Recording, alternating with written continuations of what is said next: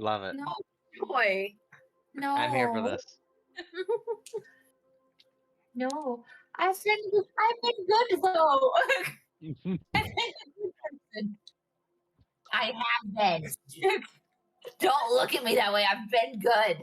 I haven't derailed. I have not derailed the campaign since I yeeted us through dimensions. That's fair. Yeah. That's fair. That is fair.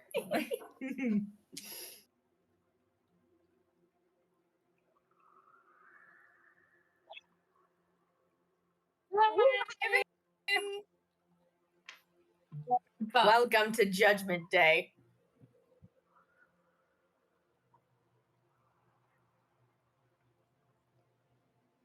Wow. Oh, I'm so excited. I'm so excited because like I didn't get any of my role play stuff. Everyone else role played last session for like an hour and a half. I know. I was just like I just played 2048 the entire time. And I explained 2048 to Harry, who had not heard of it before. So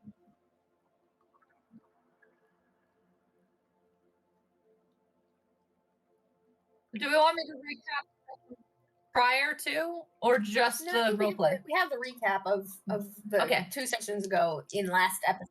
So last session was literally the Gail and Cedar were walking back, and Cedar's just like, that shopkeep really hurt my feelings because I feel really insecure about my scar because I'm not pretty and I wasn't pretty before, and now I have this thing. And he's just like, you are pretty, and stop self-deprecating. And she was like, stop self-deprecating yourself. And I need you to start a channel where you just recap series in its exact tone. Go viral. And so then they showed up, and then Leo's like, I'm going to, you don't need to self-deprecate. I will absolutely demean you as a person. I was just like, ha, your mom was right about you. And then Cedar was just like, you stop, you know. And Leah was just like, it's like you don't even try. And then Cedar was just like, okay, gloves off. And they went back and forth. They started fighting. Gail's just like, stop fighting. And then he was just like, I know you both care for me, but guess what? I'm stronger than that. I'm a full-grown adult now. And then Gail was just like, Leah, stop being mean to my friend. And Leah was just like, okay, I'll try. But she needs to be stronger than what she is. And this is getting her stronger. And he's like, no, it's not. It's making it worse. And so then Leah was just like, well, I am super sleep deprived, and passes out.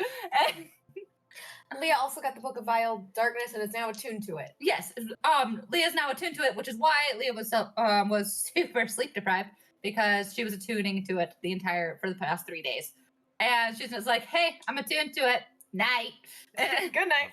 And so then Gail and Cedar walked out, and Gail was just like, hey, you should trust my friend again, even though she was mean to you. And then Cedar's like, I will try. But if she tries that again, no. And then they went to bed. Ta-da! Oh, and Gail lost the cloud beard. Gail lost the cloud beard. Harry and Gail were both sad.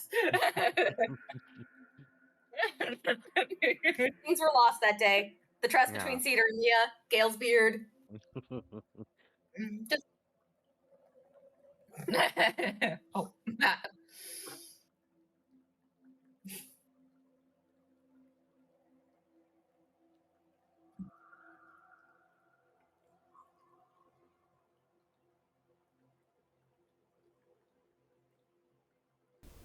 My mic should be on now. All right, so I think I can be heard now. Sick.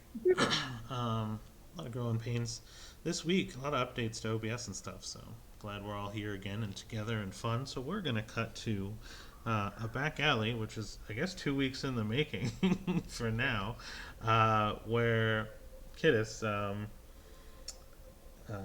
has kind of turned the corner, and you see a small rabbit mixing what looks to be a cauldron with a fire just in this alleyway by himself, and he kind of just looks up at you and nods and acknowledges your existence. Hi, old friend. And she walks over and sits down. And he pulls out a wooden bowl from like seemingly nowhere, and like scoops it from the cauldron and like hands it to you. It seems like you've seen some adventures lately. Quite a few. It's amazing what happened when you die a few times. Ooh, a few times. Please eat, enjoy. I do have one quick question before I eat. Do you share the stories that you collect? In a sense. In a sense that all knowledge is known by someone somewhere at some time, and all ends up in the same place. I don't barter or trade, I only collect. But all collections are showcased, but not in any place that you would know or have consequence to. Because I'm trying to create a story, but I don't know how to share it. I need to share it on a wide spread. And she starts eating. You need to share a story, not a memory, not an existence, but a story, a fabrication. Not a fabrication, a telling of a history. And she continues eating. Well, your history, I mean, you know me. I know everything. So, do you wish to share more than just your history? Well, it's more of the birth of a god. I need people to believe in me to gain empowered influence. Well, then you wouldn't necessarily look to the past. Look to the experiences that you've seen. You would create new ones, yes? And he actually kind of takes a smaller bowl out and like plops down on his butt with his little tail poking out and his feeder's out forward, and he's just sitting awkwardly upright but he's a rabbit, so it just looks kind of out of place and unnatural. And he begins kind of eating the soup. I've seen many births of gods,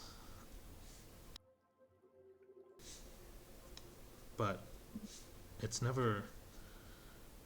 I collect stories, not futures. Yes, but as the story unfolds, would it be possible for you to share it and get people to recognize it?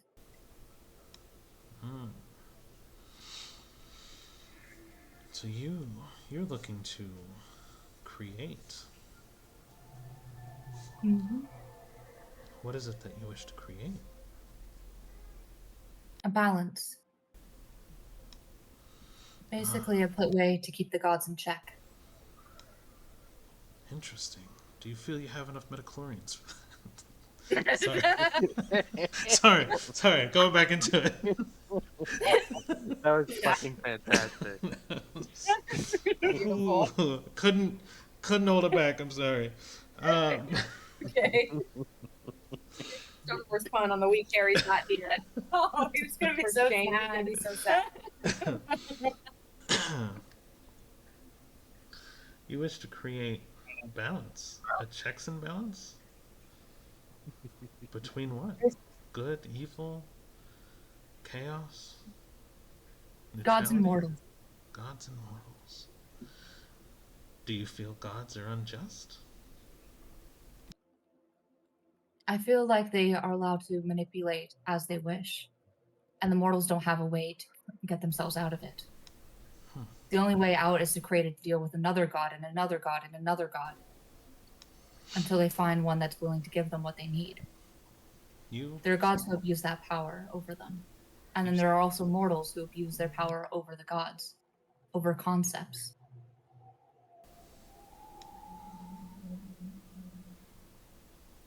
There needs to be an in-between. There needs to be one that breaks the cycle. Which, the irony of you thinking of me, calling me here to share a meal, which I gladly take in exchange for what knowledge I can share of what has transpired, but you wish to become balanced and you blame gods for manipulating, yet you seek a god and ask him to manipulate. Are you I never truly said I breaking the was- cycle?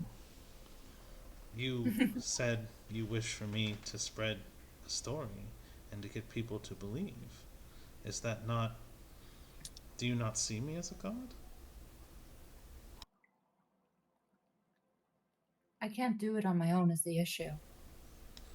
And until I get enough power, I would have to unfortunately rely on others. You see, this is where I will tell you that every god was once mortal. Me, I was once a hungry little rabbit sharing a field, having thousands of children. And one day, I chose to go against that path. Now, it's never an easy path, but it's something you have the power to do. You believing you don't is what's stopping you from having your fate. You wish to seek balance, a balance between gods and humans. In my history, I've never seen a pocket like that filled, so a space would exist. And he kind of eats the soup a little bit, and he kind of dips a little chip into your soup and eats it directly. Yes, tortilla chip. Yes, tortillas. If you wish to know, it is kind of a... The soup that you're eating right now is kind of like a spicy corn chowder, almost. But it's like thick with like hints of cheese, but it's almost sweet, kind of like a Korean and Mexican fusion. And that's what you're like... That's your knowledge soup. But you have... Knowledge. You More like a have childhood. the knowledge. It's already been bestowed upon you as to how and what you need to do. And you know now that there's a space for you to do it. You believe you don't have power, but I, a humble rabbit, you could best me in a fight, could you not?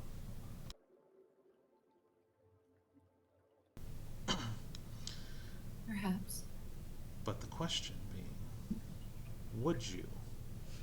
And he stands up, and his little bunny mouth spreads, kind of like a Cheshire cat smile. Teeth just snarling, as he just kind of spreads and then eats the entire bowl of soup in one bite. Are you threatening me? Not at all. I'm merely telling you, power is an illusion. The fact that you felt threatened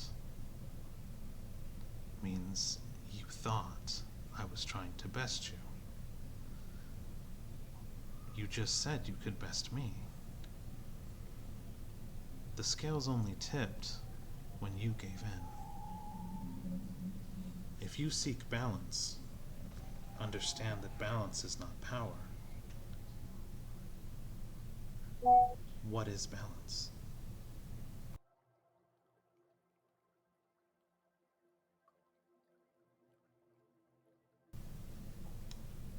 A division of power?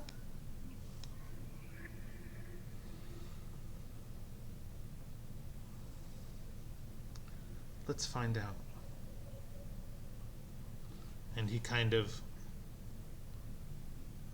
imbues scales on his forehead and comes up to you and kind of stands on your lap and presses his forehead kind of into your chest, and scales appear in like a gold leaf. And he backs up. If you believe that to be a deal, you could be correct, but I only wish it to be a gift. Good luck. And in the moment you see him, he's there, and then you feel his weight disappear and he's gone.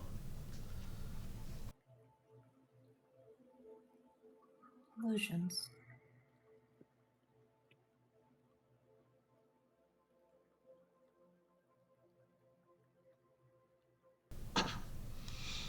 can now see why Mom's always anxious. And speaking of Mom, like even without a perception check, there's a ship kind of floating above the city, and you just hear the bickering back and forth between Cedar and Leah. Nod to last session. Raised once. I am so glad that is not my problem. It's like, he's like, wow, that looks like none of my business. And as you kind of stand up, you see a really chubby, fat-looking Philo floating up to you slowly, and he just kind of belches, and a small cloud of and inside the cloud looks like a memory of like two people fighting on a battlefield and like growing wings, and then he like takes his hand and like swallows it back down and kind of just Did you just throw it up and eat it? Did you do the equivalent of throwing up a dream and eating it? and he just kind of nods, and then he gets on your shoulder, vanishes, and you just feel him. He weighs like 4 times more. Like you would think he weighs like 80 pounds now. He is just stocked up on people's like dreams right now. Okay, buddy. Good job. And she kind of just wanders around the city and waits for nightfall, and then goes to the like school area that we had discussed last or 2 sessions ago. All right. Then we'll sidebar really quick and cut to the ship really quick. So as the day goes on, so you kind of spent the day kind of sauntering around. The early morning you were feeding Philo and had that interaction, and you kind of spent the day going around until night fell. Leah and Cedar were on the aircraft or the flying boat fighting for a good long while. And as that happens, you guys are kind of end up both on the deck of the ship with what you're about to do with the rest of your day. And a figure kind of floats up magically to the side of the ship. And you recognize him as the shopkeep who got into it with Cedar. Oh, what are you doing here? Well, with that attitude, I came to offer an apology. Oh. Okay. You were looking to buy some potions, and I recognized I called out some of the... I was rude to you. You're not... okay, you are, but not... let's just let bygones be bygones. And he puts out 2 of the health potions you were looking to purchase. The owner of the shop said that I should attempt to make amends with people who bring in business. So you can have these on the house. What's the catch? We heard rumors that you fled a city recently after it burned to the ground, and you guys were most likely the only survivors. So full transparency, we don't really want you to do that here. So it's okay. We survived it. I understand that you believe whatever you believe, and I believe whatever I believe, and that doesn't make you right or me wrong. Sorry. I love this guy. Just trying to offer amends so my town doesn't get burned down because I like my job. So, here you go. And he kind of then like nudges them off of on the floor, like slowly in front of you. And then like backs away. It's much appreciated. Goodbye. And he kind of gives a salute, a bow, and then literally steps backward off of the ship and then falls down. I do not like that guy. She just walks away. And it was the greater healing potions that you were trying to buy, I believe, right? Awesome. So there'll be 2 greater healing potions for you. Let me put that in my character sheet. But yeah, I think Cedar's gonna probably just be practicing with her sword for a bit. Okay. Oh, why is my page trying to roll dice? I didn't ask for that. And Leah, time wise, would still be kind of attuning at this point, right? So you're still No, doing your she's thing? already completed attunement. Okay, so then we'll then, I think, fast She's forward. napping off Okay, her 3 levels of exhaustion. perfect. So I think then we'll go ahead and fast forward back to Kittis, who is breaking and entering. I'm assuming into a school. Basically, she's just kind of like, Aw, that's Mama's girl. she's just she's kind of just like once it becomes nightfall, she just kind of tries to slip in. All right. So there is a big wall posted and a couple of like watchtower, like not watchtowers, but there are some obvious scouts and patrols of people kind of going around. Um, from what you can make out, they seem to be made up of the student body. So it's kind of like a volunteer shift to watch the school at night. So depending on where you're going, there is kind of the big wall that you have to kind of get around, which is made out of just wooden pillars with like sharpened tips at the tops, just your normal palisade type stuff. With a guardhouse that has a path that leads up to both the kind of training fields as well as the main school and dormitories. Um, so you would first have to slip past that. So you can do, I mean, how are you going to do that? Are you just going to walk up and talk to somebody? Or are you going to try to stealth past? First, how close would I have to be to use the dreams ability? You'd have to be like within 5 feet, and they would probably have to be sleeping. Okay. So I'm assuming. So what's going on at the entrance first? You see one person who is kind of standing upright on their spear. They look a little tired, but what they're doing is they're kind of propping themselves up. They're wrapping both hands around the spear and using it to prop up. And then the other person who's kind of sitting at the guardhouse is in a chair, and he's leaning it back on its back 2 legs, trying to balance it for as long as he can. And he's remarkably good at it because as you kind of watch him, he does it for like 45 seconds of balance before he like falls down again, and then goes right back up to doing it again. So they're both just kind of trying to entertain themselves. Okay. Fila, what do you think would be easier, talking and getting in, or sneaking in? Based off my track record. Being sneaky. I'm being sneaky. Um, so he he will kind of release his weight from your shoulder and kind of go off of your shoulder and begin floating through the guardhouse in kind of the open area.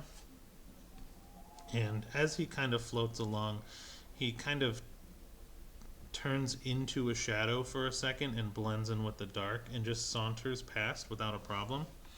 And then as he reaches about the middle of the courtyard, he kind of looks around, and you can kind of see him off in the very far distance with like line of sight. But he's probably a couple 100 feet away at this point. He looks around, and then you suddenly feel extremely tired. And you almost like narcoleptically feel like you're falling asleep while standing.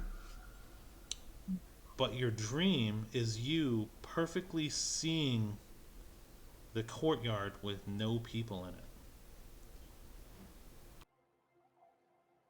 Huh? So, what can you usually do with what you can see? How can you move into an occupied space? Well, yeah, I figured teleporting, but I don't have many of them to use. So I kind of like look around and try to find a good hiding spot. Where that to teleport to, because I only got a 30 feet movement in that. So he's circumventing that basically. Oh. So what he's intending to do is he snuck past and is using, because it's 30 feet but like at a visual range. So he's basically using himself as a point of view. Oh, I love Philo so much. He is the best little guy. And she realizes it's to teleport. You teleport and you're immediately awake and you're standing inside of a bush and it's kind of like poking you and prodding you because like you were like, oh, I want to do this, but you know how in dreams it's kind of like a little bit not perfect. Yeah. Something's always a little off. You're like, I'm gonna hide, and you teleported into the bush and you're just like but you are now kind of standing in the middle of the courtyard with no one else around, and a slightly smaller Philo approaches and kind of sits on top of your head and splats out and kind of like zonks out, just full hang on top of your head. Good Philo. Okay. And she slips over to the dormitories with the sleeping students. Okay. Yeah, there's a couple of people like up and about, but She just pulls out one of her books and she's like, I am totally a student here. yeah, that's what I was wondering. I was like, so you're just gonna kind of walk around like you're like, Yeah. That's literally how she went to school. She just faked she was a student until she got found out and then just went to the next town. It was like, okay. like, all right. So roll a performance for me then. That's what we'll do it with. We'll do it with a performance. I like to think Cedar has told Kittis about this at some point. Shit. 5. That's a 5. Let's see. Ooh. All right. Well, we'll keep that in the pocket for now. So as you're walking around, just doing your thing, what are you trying to do? So basically, she goes to like the areas with like sleeping students, and her goal is to kind of like with each of them that she's able to, she basically gives them a dream of different areas, whether it's the mountains, plains, sometimes the ocean, sometimes like snowy areas, sometimes like more like marsh type areas. And it's just as many areas as she's able to put. But in each dream, they hear the name Velta and kind of like see basically a stand between like, and they kind of see this symbol for mortals and gods as a Velta, as a shepherd's staff with a lamp at the end of it stands between them. So No matter which environment. Are you artificially creating the image of yourself as a god in people's dreams?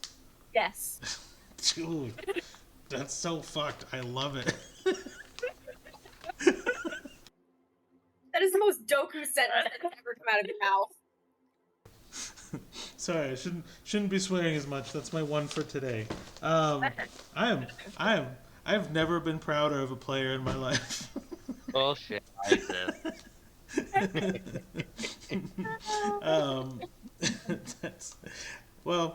Let's just say like I had no idea you were doing that, but that is on the level of something I would do as a player. So I'm like seeing a little bit of myself in you right now, which is why I'm so proud.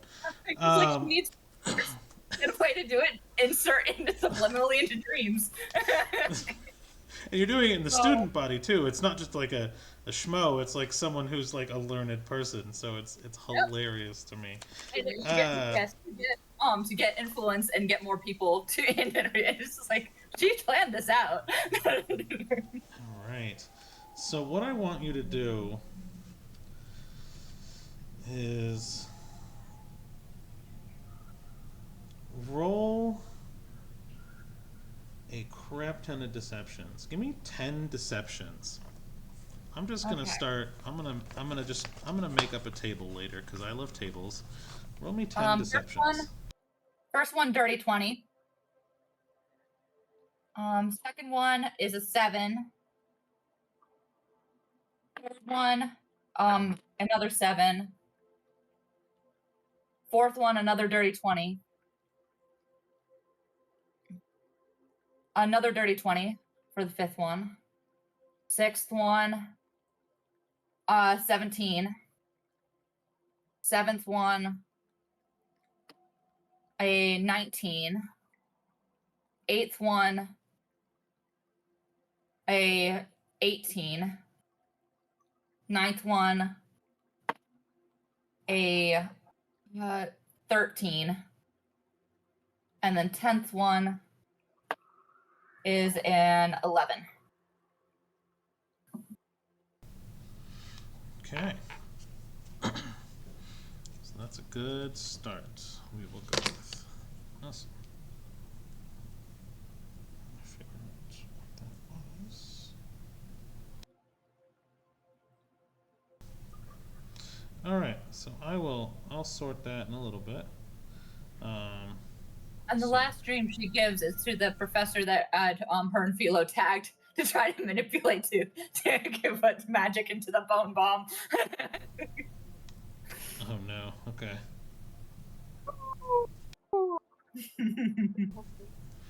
All right. So that's good stuff. I will mess with this later. And this is Velta. That's the name you're going with. Belta, yeah. All right. So we'll do that. Okay. Okay.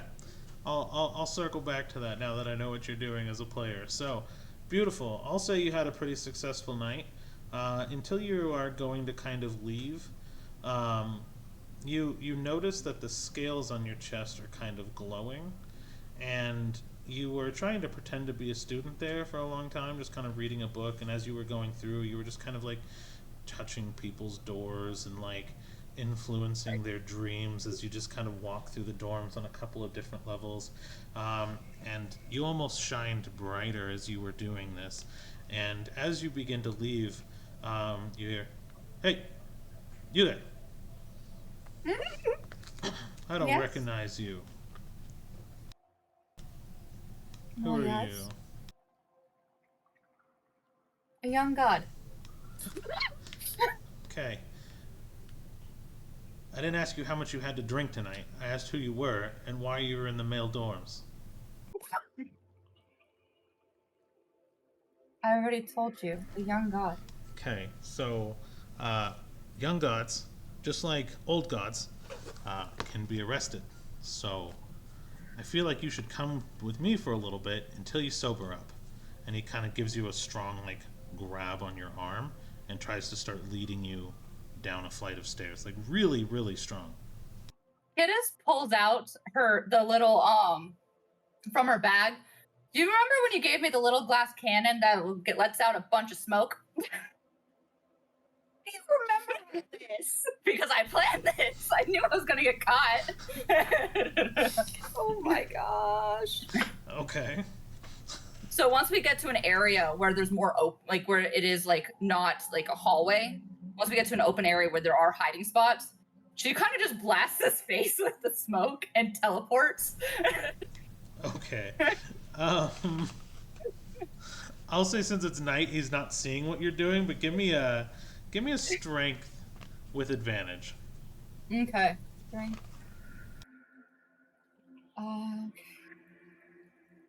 Let's try. Oh, that's a natural 20. Oh shit! All right. Well, for prosperity's sake, I'll try. But I would have actually. Yeah, I would have probably beaten you actually because I got an unnatural 20. So,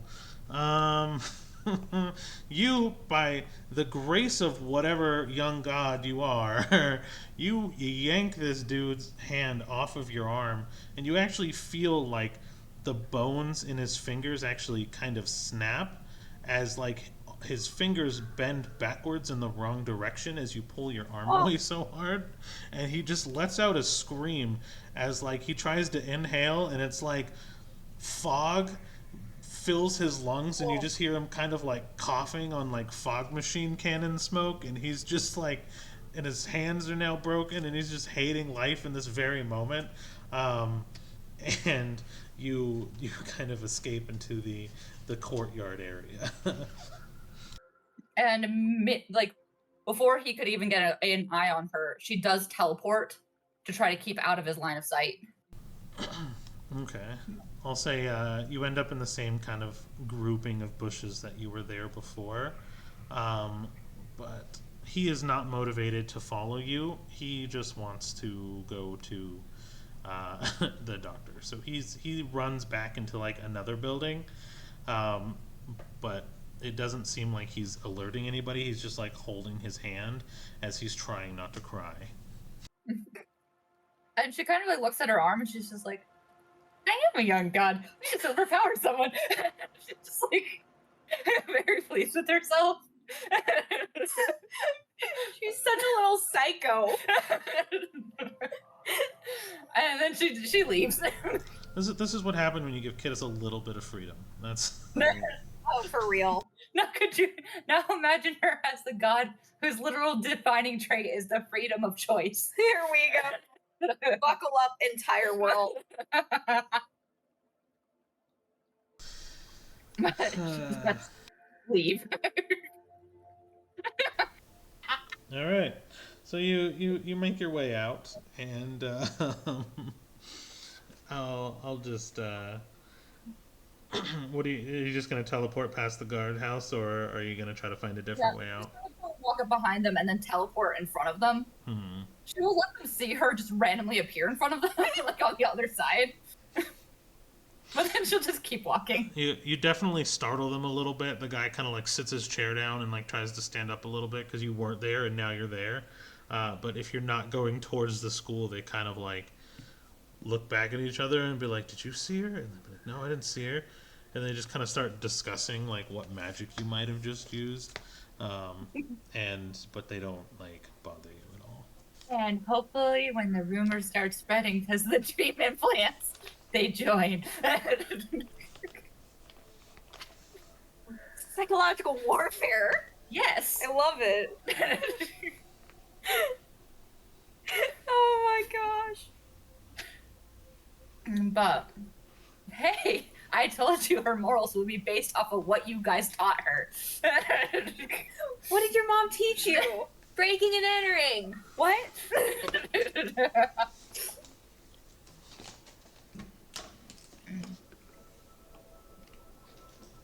Kids, I taught you better than that. I taught you not to get caught. It's just like that one moment in Adventure Time when Ice King breaks the window and is like, Marcy, vandalism is wrong. And Yeah, the thing is, this was like, well, kind of the point was to get caught because I need them to believe I'm a god. Marceline, vandalism is wrong.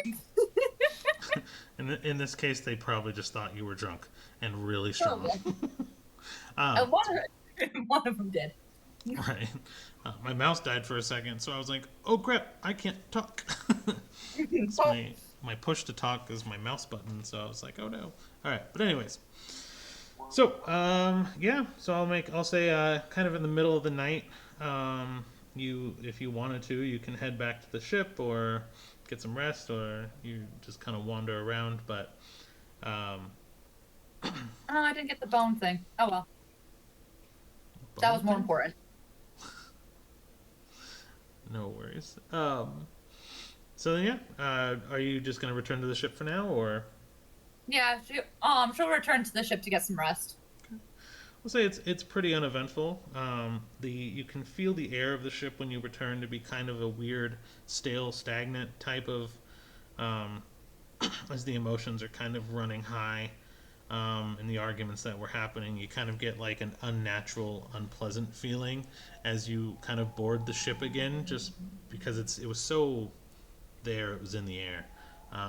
And you just kind of go to your room and you sleep off the night, and morning comes and you all kind of begin to saunter awake and sleep off your exhaustion and your nightmare making and all your other shenanigans that you do.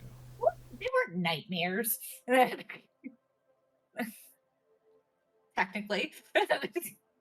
And there it is. And there it is. They were completely neutrally aligned. They were technically. She gave them multiple environments. We're technically. Fills me with such confidence. I love how I give you guys an extra week to think about it, and you're like, I'm going to depict myself everywhere. See, no, this was actually before. That's why I was so upset, like about not doing my roleplay thing, because I had this plan for last week. She did. I've had this sitting here.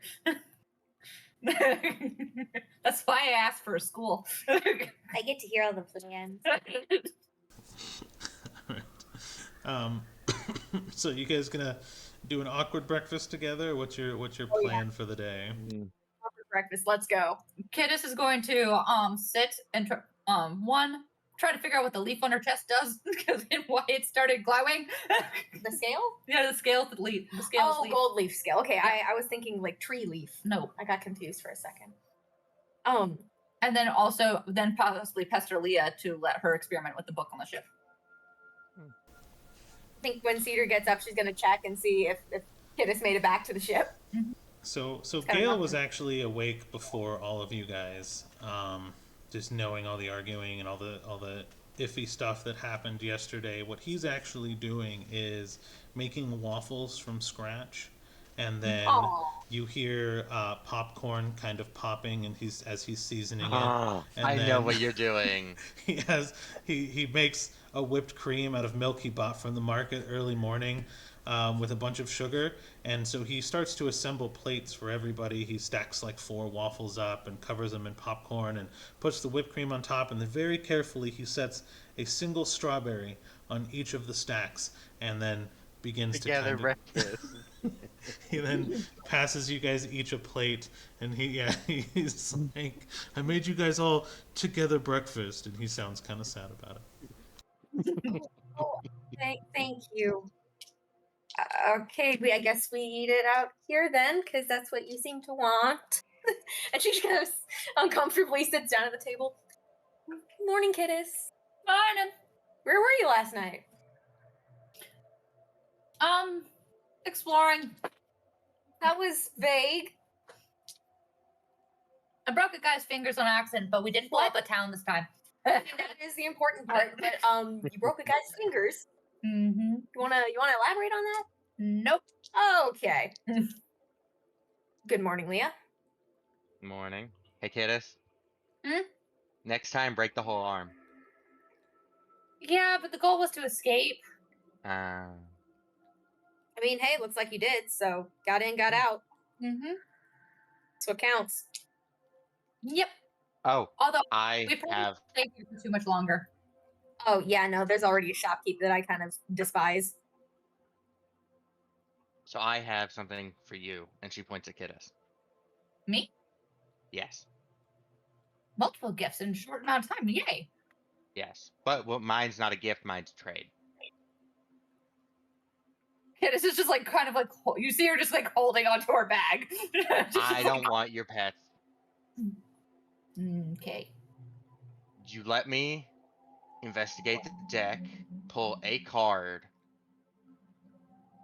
and I have I have partial instructions on godhood. Shh. They don't know about the tech. On what? I'm sorry, pull from the what and instructions on what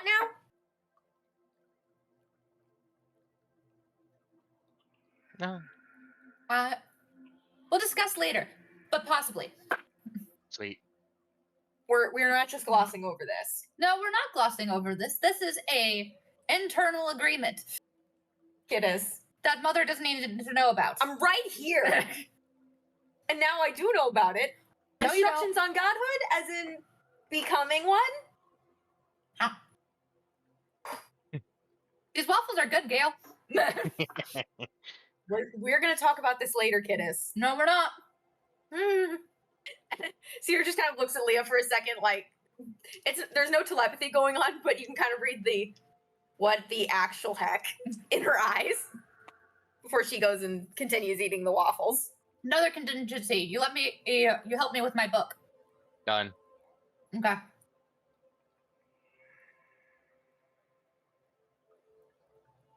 But she finishes eating and she's like, okay. Room or main part of the ship? Room. We don't want to blow too much up. Hypothetically. Okay. Sounds good. We can go to my room. I understand if things get blown up in mine. Oh no, mine's bigger. Yes. And my stuff won't get damaged. Priorities.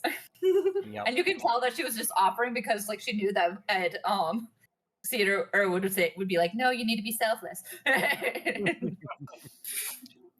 Um, Have fun But talking about so- whatever secrets. Poor Cedar. Secrets don't make friends. I'm gonna have Cedar go off by herself to read her little history book. but so Leah's gonna, as she's getting up, she goes, you know what? Just to play it safe, let's do this after we hypothetically kill a god trying to kill the world. A god-esque being. That is fair. That is very fair. In the meantime, then, I'm going to figure out what this is. And she kind of just points to her chest, but you can't really see because of her shirt. And she just kind of walks over to her room. And then Leah's just gonna go set the ship's course to head towards Judgment. So Cedar has gone to her room and she's going to open the book that she has with the curator in it. And I think she's gonna ask it a question whenever you're ready, Doku. Okay. So you're gonna try to consult the Book of Knowledge or Yes, History gonna of Things. Knowledge. Okay. What did Leah mean? Instructions on godhood. You didn't think she was gonna just leave that alone. Oh, no, did I you? knew. But the question is, can your book actually answer that? That's a great question, which is why she's asking. Cause yeah, I guess would the curator know what's inside the Book of Vile Darkness?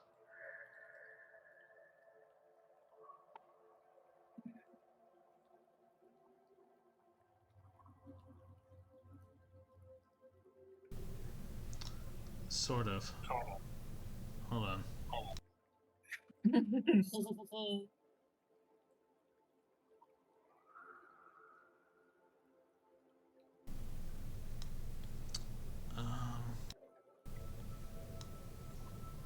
I sent you that notepad, right? Yes. Where did I put it? Did I send it to you in Discord? Yes. No, you emailed it to me, I think. I Or had just actually- direct shared it with me. Oh, okay. So was it a drive thing? Hold on. It was a Word document. Okay.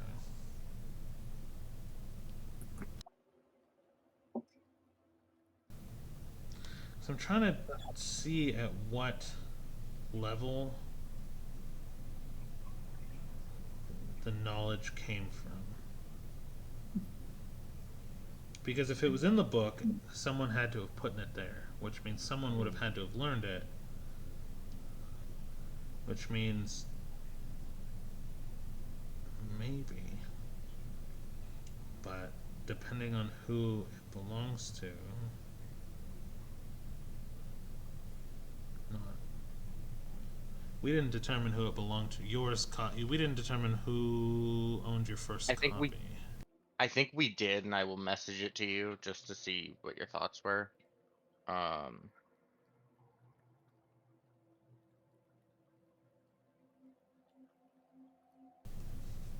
Man, that threw me off. I was like not expecting that one, but I want to also play this like correct, so I apologize for the delay. I should have seen this No coming. worries at all. I appreciate it. We both have thrown you off a little bit with Oh, yeah? your shenanigans. Well, you didn't think Cedar was actually going to just let that no. go, right? Goodness, no. But I think she realized that she's not getting it out of Kiddas. Oh, she definitely did, which is why she went to the book. Mhm. Plus, I decided to use my resources more, Yay!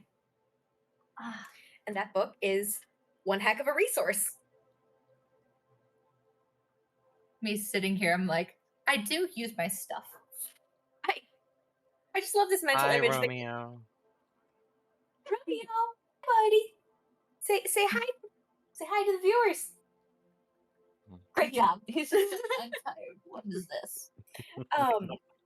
But yeah, I've just got this mental image of Gail trying desperately to like make pancakes and like Waffles. bring waffles and bring about like togetherness. And the girls are like, there's like secrets going on. And Cedar's going off to read the book so that she can know the secrets. And he's just like, Also, guys, I made waffles. I really hope you know what Doku did. That's an episode of Steven Universe. Like Steven Universe. That's See, such a I've fun never show. watched I it. have to show you. Yeah, Yeah, I haven't watched it yet. Ah, the things that we watch when I'm in England. Yes, it can be. Because it's really good and I love Peridot. Mhm. Peridot, are you gonna be okay? No.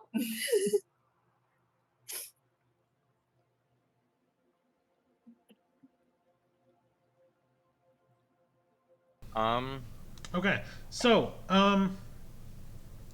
so you specifically are looking. Okay. So what was the question one more time, just kind of verbatim?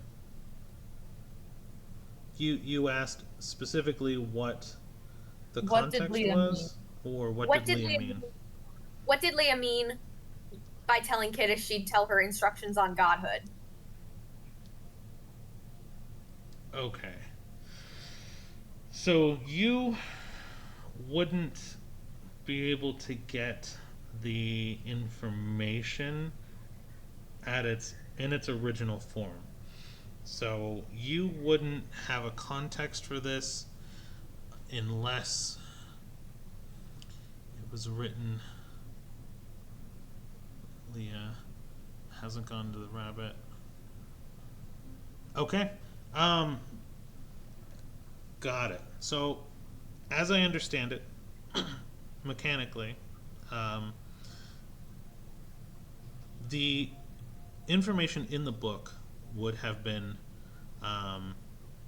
unavailable just because the charter of everything that happens is in context or purview or in the view of in creation, right? So the information in this book often happens out of creation in other dimensions, and that information has not been brought to the world of creation, so there is no context of the information that you would be able to inherently know. However, you would be able to learn it if and when that knowledge becomes available. But since Leah hasn't told Kiddis is the one who updated her resume, so to speak, of knowledge, which means it has the information that Leah holds has not been sent to the curator yet. Ah, dang it. So it is too fresh or too or just hasn't been made available. So unfortunately, you asked the question in the book, but you kind of get this history of how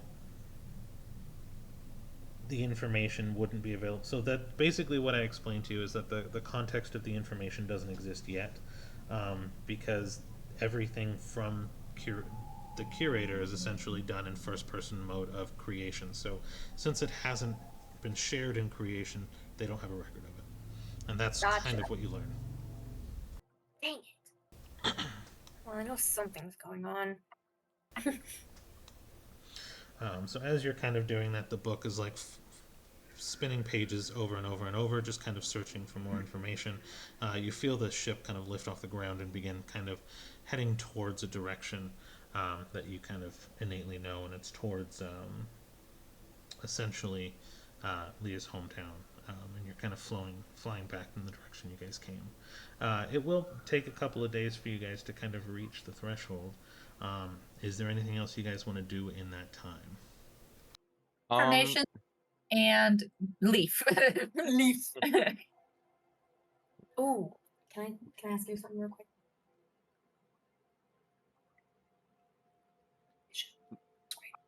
Okay, Rain, I'm gonna text you real quick. Y'all have your conversation about the stuff about Or have Rain do whatever they want first. yeah. So halfway through the travel, like a day or two in,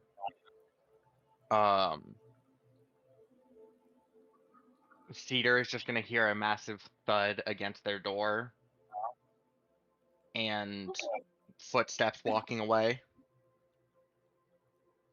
kind of afraid to open it. She opens the door.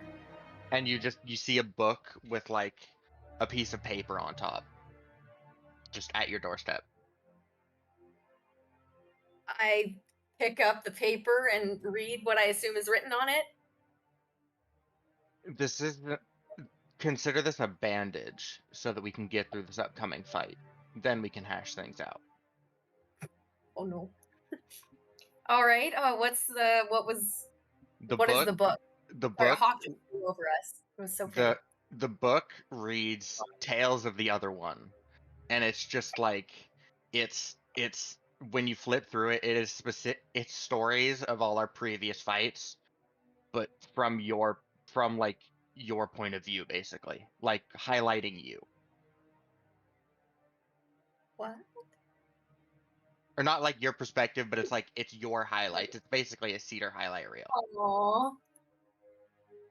Huh. But you're never called Cedar. You are always called the other one. There are just so many mixed signals here. But I And think you that was sweet of her. and just at the end of it, you see another note that says, "Give this back when you're done. It won't be complete for centuries." Aw. Cedar's gonna put it in her room so she can kind of keep reading it throughout the next couple days. And then just because I think it's funny, as you put the book back, like put the book up, on the other side of that note there was ... unless you die first. What? My gosh. Rain, I just sent you something on Instagram. Because I need to know this for the next couple days. Yeah. But in the meantime, I can do my stuff. Doku? Yes. Oh dear. So she's going to investigate the leaf on her chest and the little scales on her chest, and then also do her affirmations. Okay. They're kind of there. Like I said, it looks like a 24 karat gold leaf paper is just impressed into your skin, and it doesn't seem to be flaking away at all. Everything kind of seems to be pretty good. Roll, I guess, an investigation and an arcana. Whoops. Dropped my book. Investigation is 26. Arcana is dirty 20. All right, so as you're kind of examining it, you kind of move your body left and right because you're kind of looking in a mirror and you're kind of stretching back and forth, and you notice that the scales actually tip. So they're moving on your person to always kind of stay balanced. And you kind of get this idea of, you're like, oh, okay, so these are always going to stay balanced no matter what. And even then, you kind of like do a little bit of a handstand, and the entire image of the scales are now kind of flipped upside down, but still actually completely level. And as you kind of do an arcana, and you said you got a dirty 20, right? Yeah. You get the feeling that these are functional. Oh. And you kind of go, okay, well, that's weird. And I want you to think of two people. I guess Cedar and Leah. Okay. Interesting. Okay. So you kind of think of Cedar and Leah, and little stone depictions of Cedar and Leah appear, one on one side of the scale, one on the other side of the scale. Now I want you to think of a context. So the context at which you're thinking about them. Okay, then I guess probably in a fight. And the scale begins to tip towards Leah.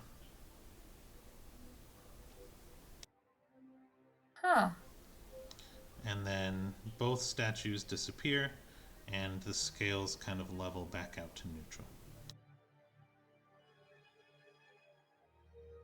Oh. Balance. Huh. Kittis gets a little bit excited, and then she's like starts like contemplating on it because like she remembers that the Super Rabbit asked like, "What is balance?" And so then she's going to then of course do her affirmations. All right. And what were they again?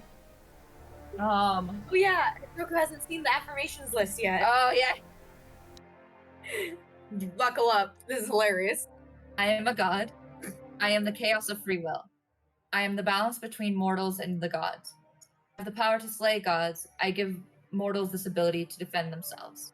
They will fear my power. I will become the essence of free will. I will become the advocate of choice. I am Velta the Wanderer, the goddess of choice. So you're just trying to will it into existence. Yes. Okay. I like it. All right.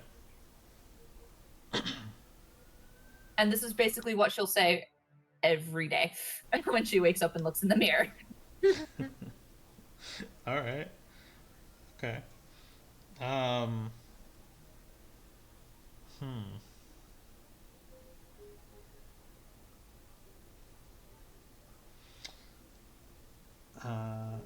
Roll a deception for me. Deception. Okay. That's 12.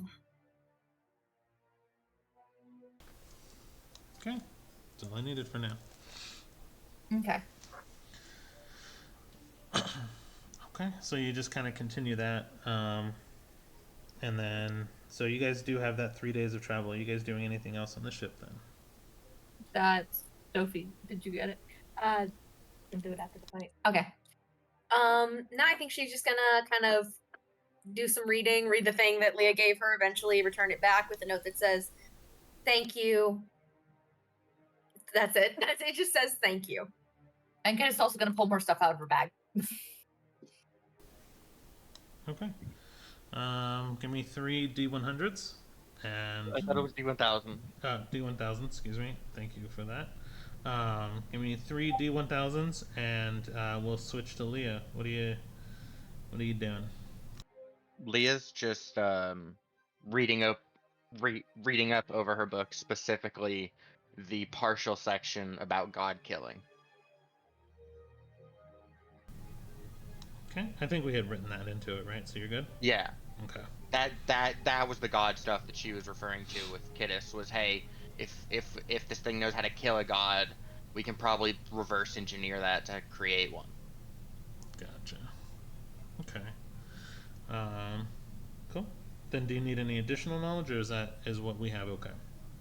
What we have is fine for now. Perfect. Okay. We can work on it later. All right. Then yeah, I'll say 3 days pass without too much of a problem, and as you guys kind of get closer and closer to the horizon of the world, you can see the place where you've traveled previously, close to Leah's home world. You can kind of see the path and the arches as you get nearer and nearer these barriers, and as you get closer and closer, a giant black pillar has formed and is slowly getting larger and larger and larger. And there was a barrier that you guys knew that was there, holding it in, and that black pillar has breached that threshold, and that barrier of power that kind of held the connection point between the Feywild and the overworld of creation where you're at is now gone and broken and has been completely eaten by this black pillar.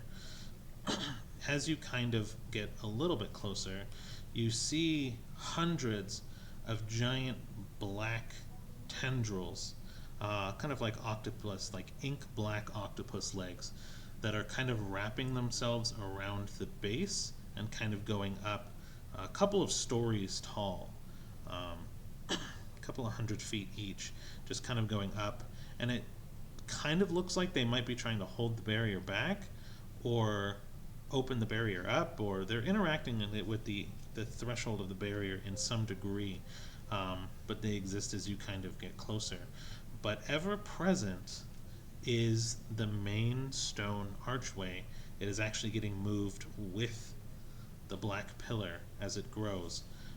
That lightning barrier that you entered, as the veil still seems to be intact and there, and occasionally through the blackness, you still see those same lightning strikes striking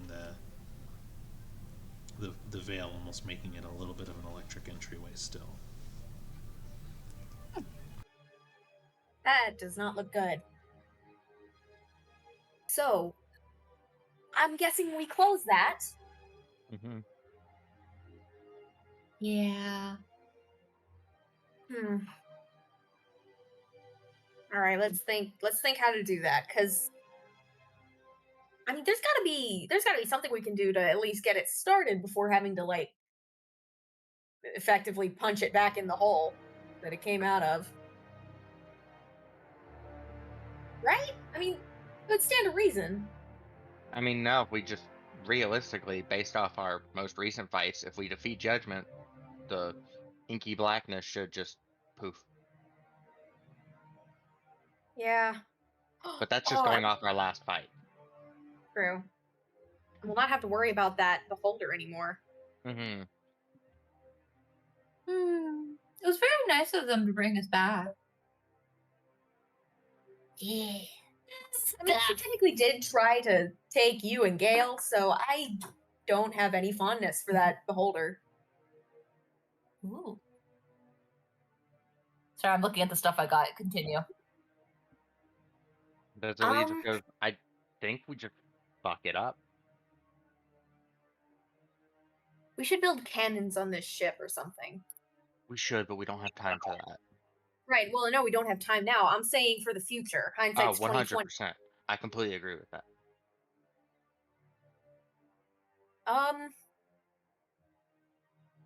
Should we start? Should I hit it with a spell or something? Give it a nice ranged startup here. Judgment or the blackness? I mean, I was thinking the blackness. I mean, where is Judgment? I mean, you'd think. Oh, she's in there. I explored it a while back. What? And she kind of points to where she remembers When? Judgment being. Oh, when I went to sleep one night. Okay, then. I guess that. Yeah, sure. Might as well. That might as well have happened. And Leah just You kind of got- like pats her on the back. Glad to see her using the gift. Yeah. It's very useful. I've used it Yeah. a few times now. Um, I'm gonna look out on that time later. She makes like a little mental note to sleep and see how the things in the town have progressed. Her religion has spread. but so Cool. Leah's just gonna go. I think we just do this the old-fashioned way, quite frankly. Do we try and draw Judgment out first, or do we like just guess that she's in there? Or Do I mean, think I'll that go if- be your guinea pig. thing? Do I think a fireball would Oh, get through dear. the barrier and hit Judgment in the face? We don't wanna risk that because we don't know where they are. Oh, we can't see them? You can't see through the black. You can kind of see a little bit through the barrier. If you guys remember the stone archways, which Mhm. for some reason I don't. Oh, I do have them. Hang on. Yay! Ooh, pretty.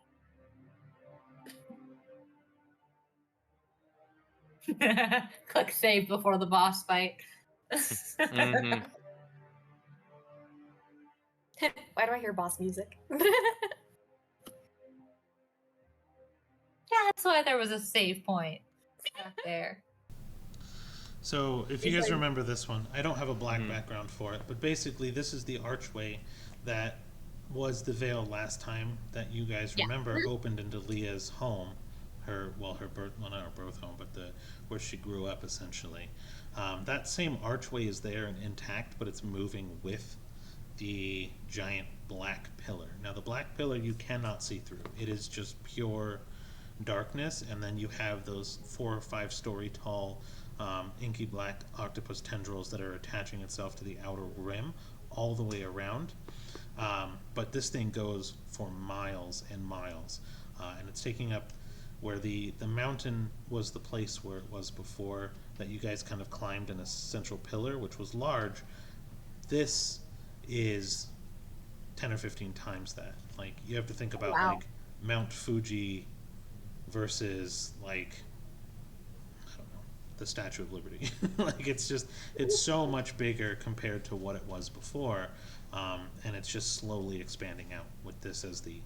Now you can kind of see through this a little bit, and from what you can tell, you just see these shades of just different celestial purples, and it almost looks like the galaxy is what you see through the veil. So kind of in the image that you see in front of you. By the way, she still has the skull things that possessed me last time. Oh, great. Let's not touch those. Oh, by the way, Kittis, don't touch the giant black pillar.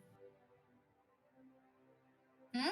Just, I feel like in general you shouldn't touch that, and I feel like we need to say it out loud. Well, I hadn't thought about that until you mentioned it. How am I supposed to know what you have and haven't thought of? That is like playing Russian roulette. No, it seems like a great idea. No, it is not. I literally just said it's a bad idea. Okay, and Leah, I know your home was in that general direction. I'm really sorry. Charge forth? Sure, maybe we try and like get Judgment's attention. Oh, I think we'll get her attention when we ram through there. Leah, what do you think? Try and flush her out or go in? Go in. All right, then I guess in for a penny, in for a pound. Let's go. And Leah's actually gonna disembark from the ship. She goes, "We die. This thing doesn't have to." Yeah. Be sad. Yeah, it's a nice boat. All right. Let's do this. Let's kill a god. Oh boy. This was not in my 5-year plan. Really, it was in mine. Oh my goodness. Just before they go through, cast mage armor on herself. Hell yeah. Yep. Any preparations you want to do? Any prayers you want to take? Go ahead. Okay. Too. There's. You first, right? Oh no, I was gonna say I'm good. There's not much I can do prep wise. I'm going to put Firebird's Fury on. Kittis just kind of is whispering to herself, "Oh my god." Of course. Okay. Actually, Leah will preemptively cast Shield of Faith on herself, raising her AC to 24. All right. So you kind of prep, and you guys are like, "Let's do this." You're shaking everything out, and you pierce the veil and move forward, and you see what looks to be a gaseous cloud circling, but it's beneath the ground. Think of where you're standing right now as you enter this battlefield, a domain of a glass top table that spans the entire way, and every spiral, vortex, color is actually beneath this glass floor. And above this glass floor, you see just black drop of the sky, pitch black darkness, and illuminating the center, you see Judgment, surrounded in a bunch of flying black creatures. So I'll prepare the battlefield. Awesome. Here we go. Oh boy. And in the moments right before combat initiates, Gale is going to cast Aura of Vitality to get that set up so we have our 10 rounds when combat starts. Sweet.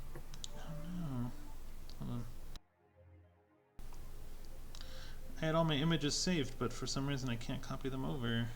That's so weird. No. It's okay. Oh, it'll just take me 1 minute. 1 minute No more than worries. I thought. I'm gonna pee while you're getting that set up. Yeah. Okay. Do you guys want to take a quick fiver before we get initiated into combat? Sure. Sounds good. Yeah. All right. Let's We will take be right back, and quick we're fiver. going to fight Judgment. Yeah.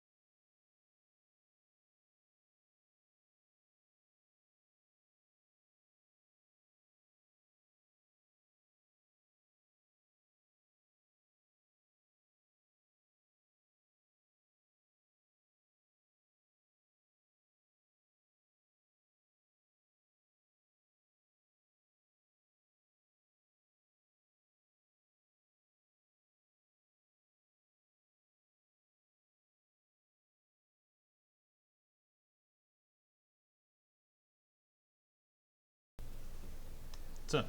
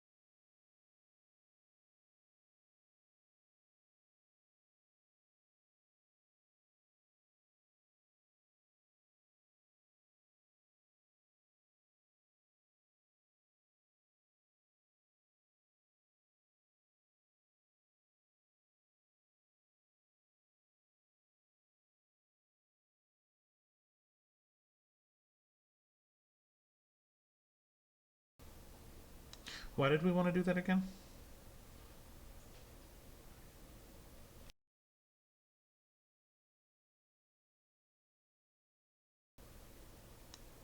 I figured.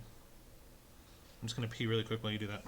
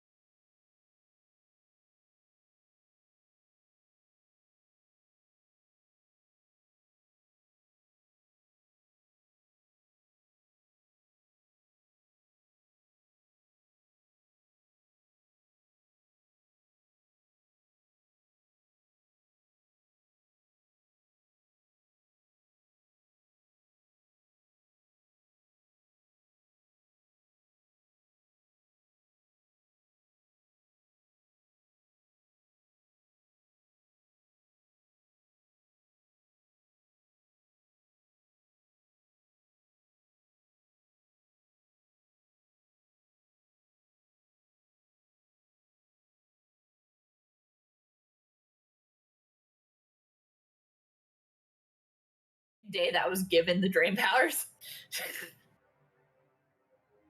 Like I concocted, I've been just sitting on it and waiting for this because like I concocted that plan the same day. Because I was just like, wait, I know how to get followers. That's hilarious.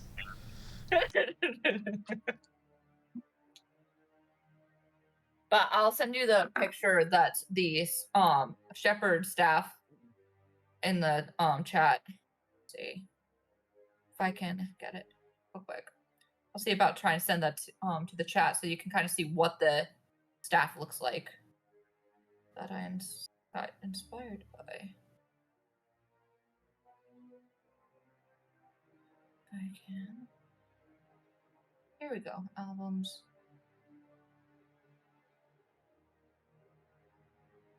But it looks like this staff, but with pink in the lantern instead.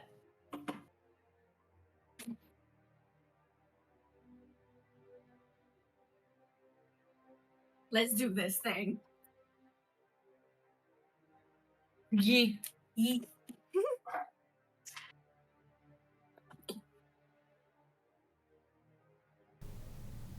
Oh, that's neat.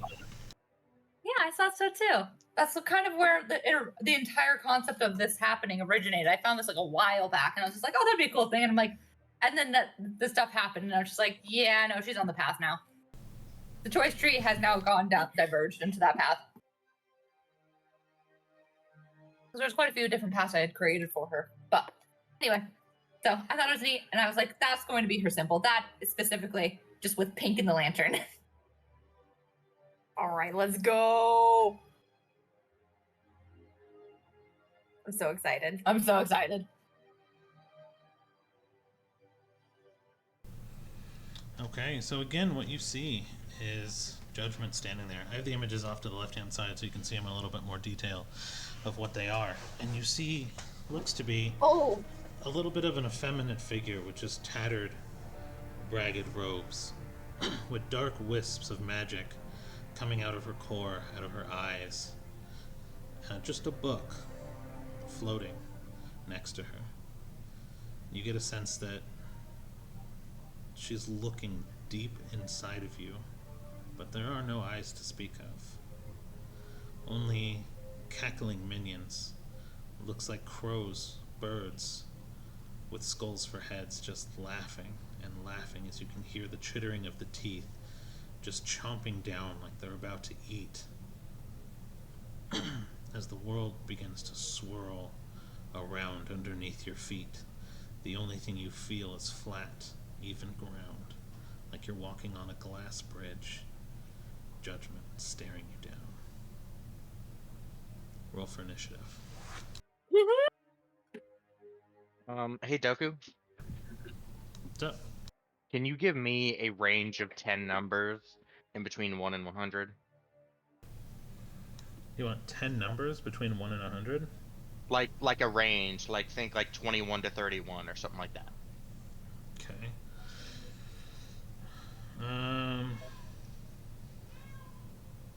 I guess 41 to 51? Okay. My initiative is 8. My initiative is 14. 17 for me, and 5 for Gal. Oh. Even when I play Gal, he rolls like ass. Alright, so Leah was 17? Yes. He's not even here to defend himself. No, he can't defend himself even if he was here. Yeah. No. Kidis was 14? Yep.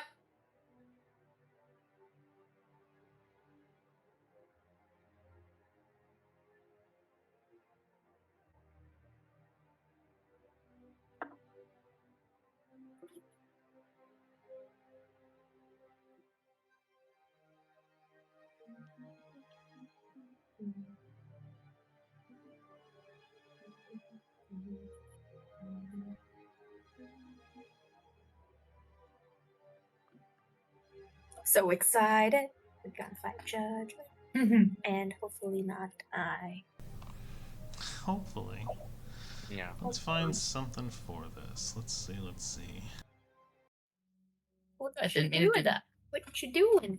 Try and just move it Yeah. over so Yeah, like know. it right there. There. No, I need something a little bit more. Better. Because it's easier to switch between.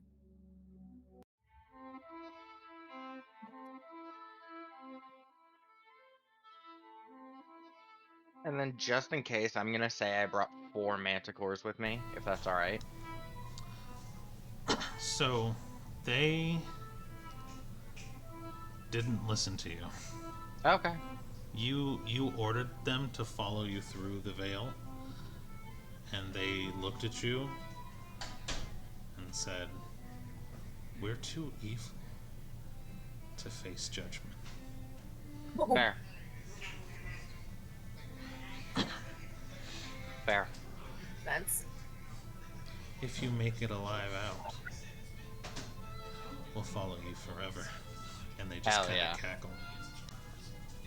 But as all of them kind of converged on this location, 4 of them sat down outside of the veil. As you pass through, you see the other few dozen followers run and fly in various directions as fast as possible, like they are dashing to get away. Leah, you're up first. Alright. How far is Judgment from me?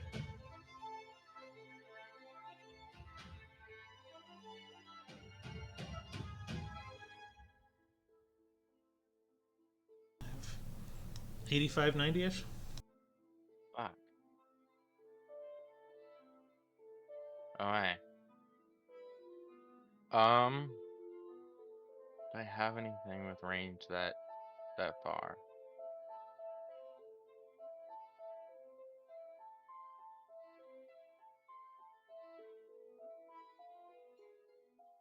Not exactly. I mean, I do technically have one thing. Is Judgment wearing any metal? No. She just seems No. to be wearing cloth robes. She doesn't Okay. even seem to have a physical form. Everything, these robes just seem to be animated almost.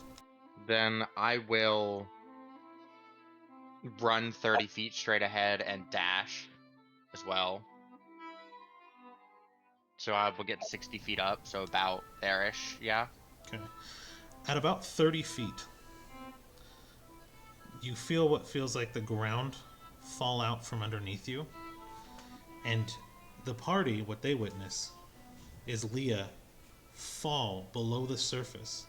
Only their head seems to be sticking up, as they seem to almost be tossed and turned around into a spiral.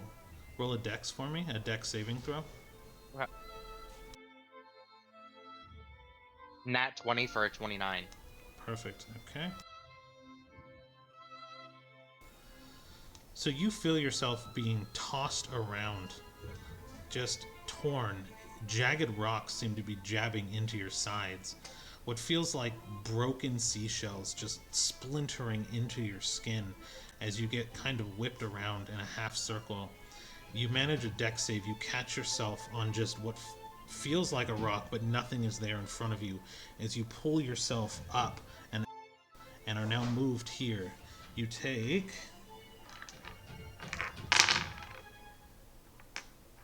11 points of slashing damage.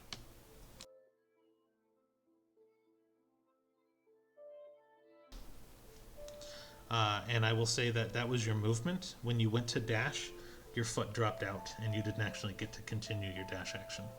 Okay. So that burned my action? No. Oh, perfect. It will have I can. probably burned your bonus action as to the dex save, like pulling yourself out and using the rest Okay. of your movement. Then she's gonna do this. She's gonna pull out one of her javelins and just huck it towards Judgment. Which I can do at disadvantage as it has a long range of 120 feet.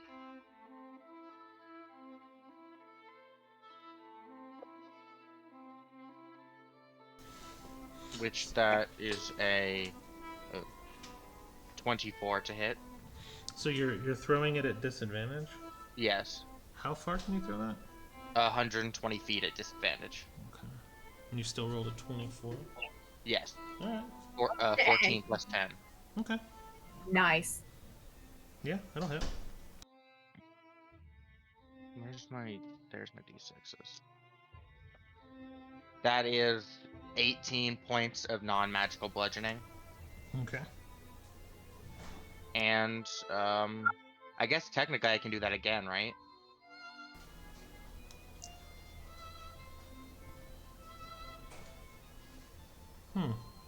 Yeah, because you have a multi-attack, right? Right. Yeah, probably. Oh, that's a 5 for a 15. That does not hit. Okay. Then that is my turn. Okay. Perfect. All right. And that will be Kittis. My turn. She's going to take just a couple of steps forward when she sees Leah, and when she sees Leah hasn't gone down, she does a fireball at Judgment's head. So where are you moving? She took like just 2 steps forward. It Gotcha. like not enough to actually enter the vortex. So she's like saw Leah go down, and she's like, Okay. And what's the range She of the said, fireball? "No." Yeah, she casts fireball, and it's a dex save of 18. No, he said, "What's the range?" Oh, range 150 feet. Gotcha. Okay, I thought so. And you said it's a dex save? Yeah, dex 18.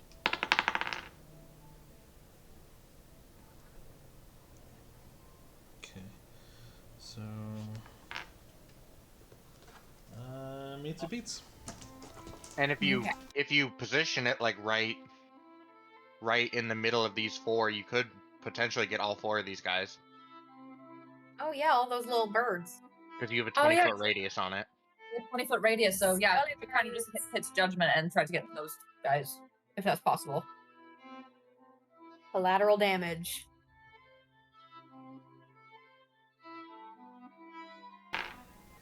All but one saved.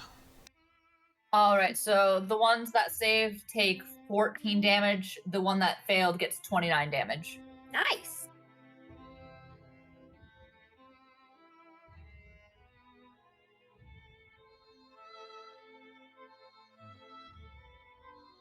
And she'll use the rest of her movement to kind of not go towards go to Leah, but kind of walk around the edge towards Leah. Okay, I just need you to put yourself in a square on the map.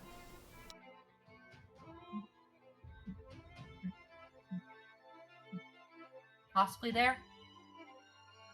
Because I don't know how much further I can go. Okay, so let me see here. Let me make you square sized really quick because you're a little bit tall. I just need to know exactly where you are. Okay. This is not giant rotating Kittis again. Yeah, no, never again. I will be avoiding trying to do that ever again. I need to take that clip and just put the "You spin me down" in the background. All right, and where are you exactly? That's all. I'm just trying to keep track. Yeah, she's going to stay outside of the edge of where she's just going to walk with it though. I guess right there. Because she's trying to stay outside the edge of the vortex. Because she saw Leah go down, she's like, nope.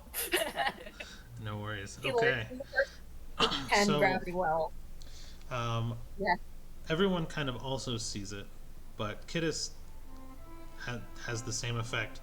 But she needs to throw a dex save for me. Yeah. So take the dex save. That's a 7. Okay. You get tossed around, and you feel rocks in your hand. Stop it. I have to reload the map. I hit the wrong button. You feel what feels like just, again, jagged rocks poking into you. Like you're being washed around, but you can't really see anything. Your head just kind of above where your feet just were, and you're just spinning around uncontrollably as you're just pounding off of rocks. You get kind of taken under for a second completely, and it smacks your head and gashes your forehead as you kind of get yourself up again. And you will have to spend your movement next turn to try and catch yourself, but you end up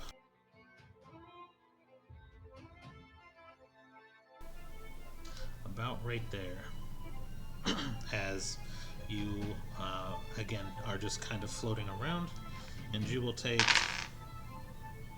10 damage. Okay. That got rid of all my 10. All right. Judgment's turn. Oh, wait. No, hold on. Are you still going? Do you have anything left? Nope. Okay.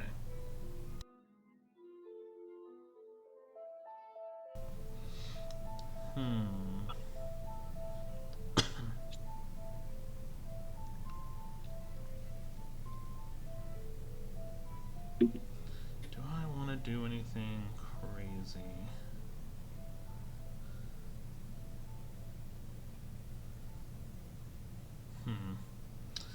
No, we'll do it this way. Oh, no. So, since Leah has just thrown 2 javelins into Judgment, she kind of looks down at each of the javelins that are kind of protruding from her body as she just kind of waves her arm, her sleeve, if you will, and you see this, her body is made up of just kind of black wisps, no actual hand to speak of, but Leah hears a voice. It just says, "See what you've done."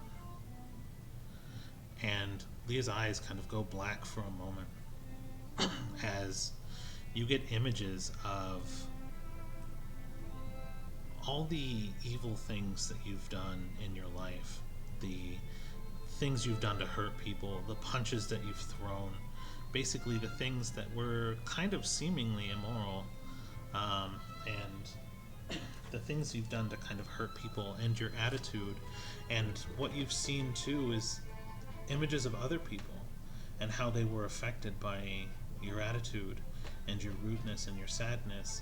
And you see the image of a person that you don't even remember, but you kind of push them out of the way and you shove them, and it cuts to them sitting in a room alone crying, and they say this was just the last straw, as they take a knife and slit both of their wrists and stab themselves in the throat. You feel that searing pain, and I need you to take a wisdom saving throw.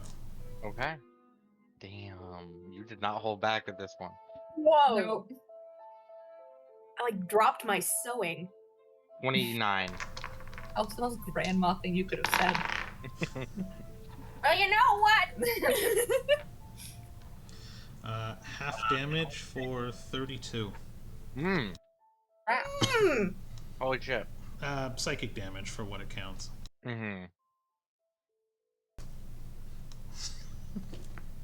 Oh, wow. And you just have these open wounds now that are kind of being healed over with like this prismatic and dark ichor on your wrists and your throat. And Judgment will not move. We'll stay there. And yeah, no movement. We'll just stay there. And that'll be Judgment's turn. So Cedar, you are up. All right.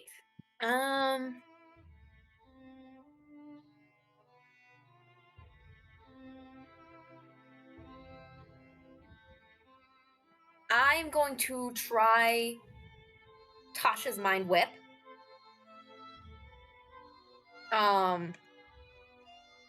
Wait, am I within range of that? That's a 90-foot range.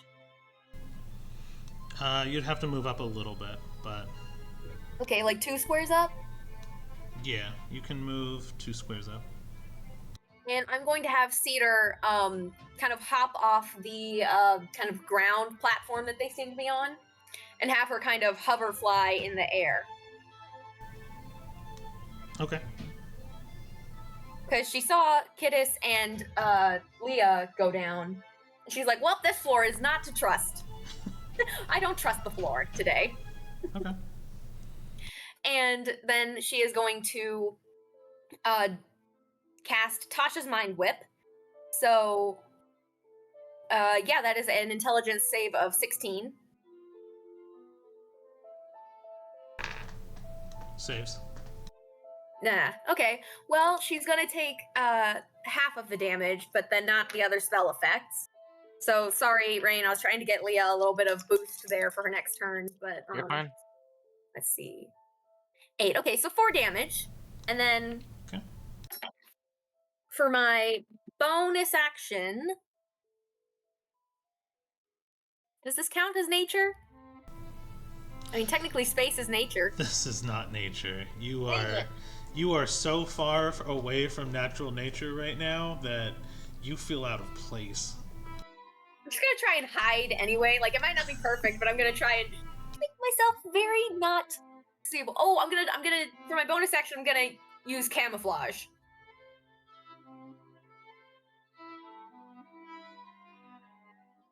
Shift my wings into kind of a shift my feathers to kind of match the background of what we're seeing, so that I can kind of hide. Okay. I want to avoid attention. So, I mean, camouflage is technically a spell, isn't it? No, it's kind of used as just an ability, right, Rain? I would say, well, depends. Are you action or bonus action? So, are you just trying to use like a rogue ability to kind of like conceal yourself a little bit? No, I think she's trying to use her Fey ability. Yeah, I was kind of trying to use my Fey ability that changes my feather color. Oh, okay, that's what you meant. I was like, I thought you actually meant the spell camouflage. Oh, I was like, sorry, I'm confused. I didn't even know you took that one. No, I meant like okay. the fact that Peter can use her Fey ability to camouflage. I'm sorry, I should have spoken clearer. No, you're good. Okay, roll a performance for me then. Let's see how well you're in tune. Oh wait, that is a D6. I don't know what I'm doing today. Do I ever? No. You can do a Today is d6. no- I don't mind. Nope. Oh, D6 would have given you the same thing. You know what, Charisse? Let's check what my mod is. Yeah, that's gonna be a 5. All right. So you look like the celestial ground beneath the glass, but since you're hovering in the air, you just like a big purple dot. Nice. Now, someone without depth perception would be very confused. I'm assuming Judgment has depth perception. I don't know. Probably. She doesn't have eyes, so I guess that's an excellent question, actually, now that I think about it. Because Hey, she's. I will ask the questions. You know me. Yeah. You know what? I'll let you ponder for that one for a second. Does she have depth perception if she doesn't? If she has black wisps where her eyes are?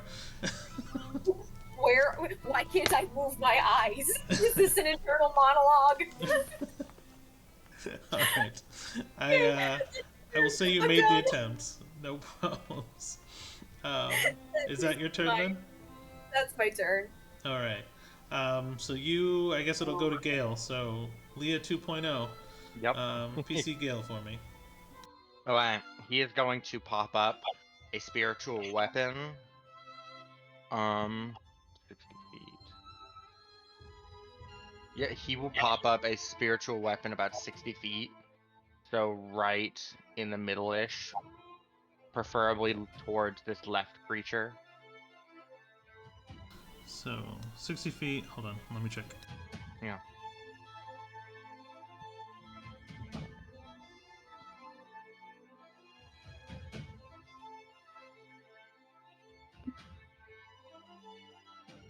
Well, oh, he could.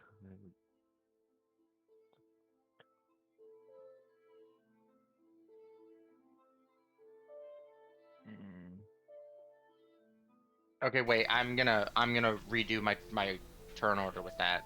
Gotcha. Yeah, it's like if you do spiritual weapon 60 feet in front of where he is right now, it would put it right there.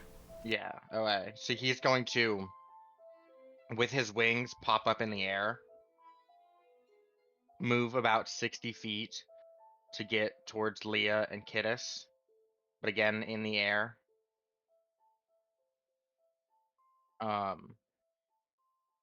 And then, so because he's in the air, he won't get pulled in the vortex, correct? It's a good question. Oh.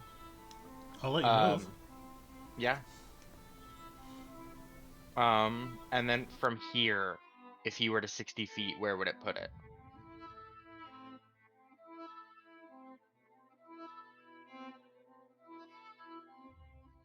In terms of judgment. You could put it, I mean, since we're doing it at a diagonal queue now, you could basically put it anywhere next to the 3 flying creatures or Judgment if you wanted it. Okay, I will throw it next to. I will put it in between Judgment and one of the flying creatures, like right there. Okay. And then it will attack, which is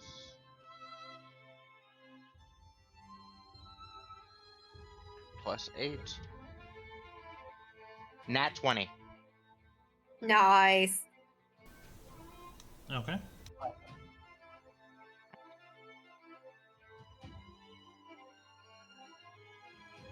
Or 12 force damage.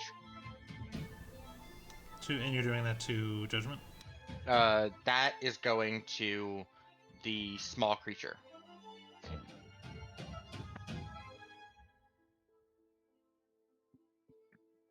Little creature. And Okay. then action. Didn't you just dash? No, Gale has 60-foot Oh, flying speed. that's right. That's right. Because he's got magical wings. He's a moth. Magical moth. He will cast Mistral Razor with his bonus action, or with his action. Okay. Nope, that is a 10.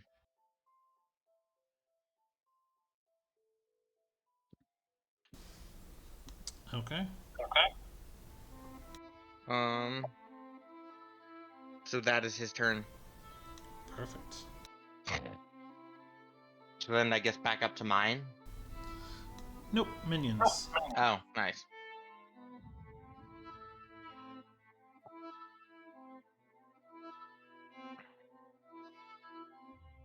Oh shit. Hmm. Oh. Okay. Did I build them with anything range? Hold on, let me see. Let me double check something.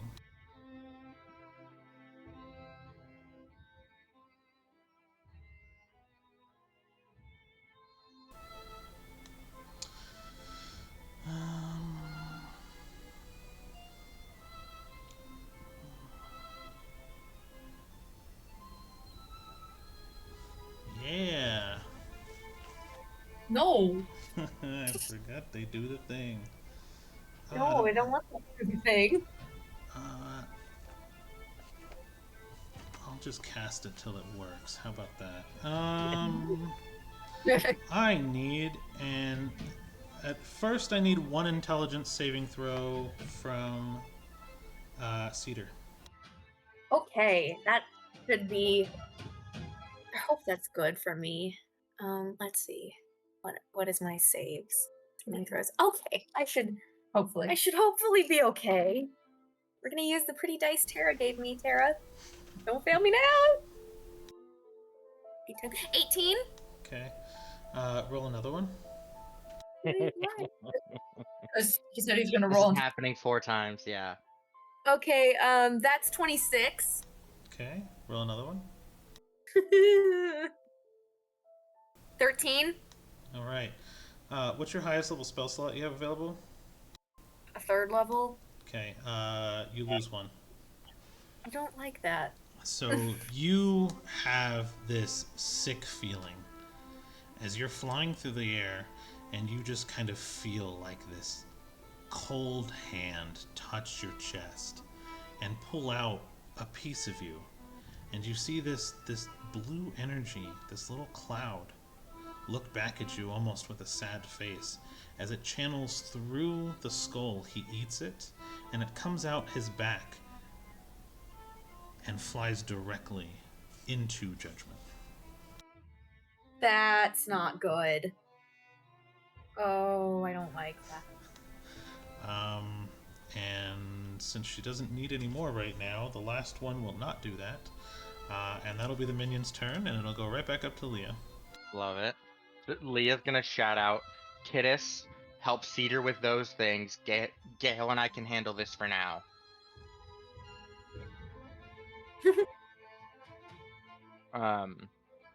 And then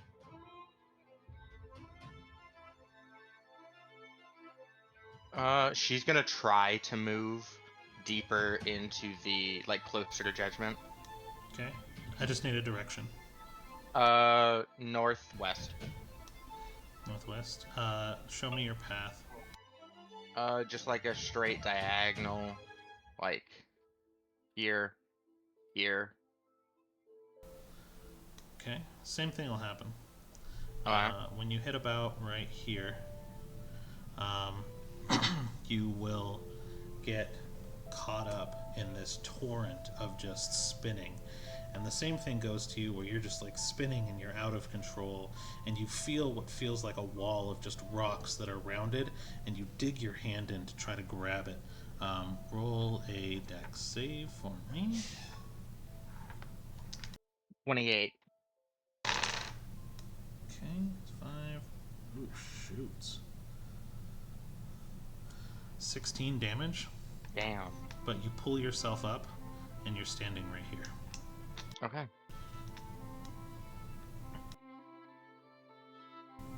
How much movement do I have left? 15 feet. She's gonna use it to try and go farther. You're gonna go same direction? No, she's actually gonna follow this outer circle and just go upwards and try and plot out a path.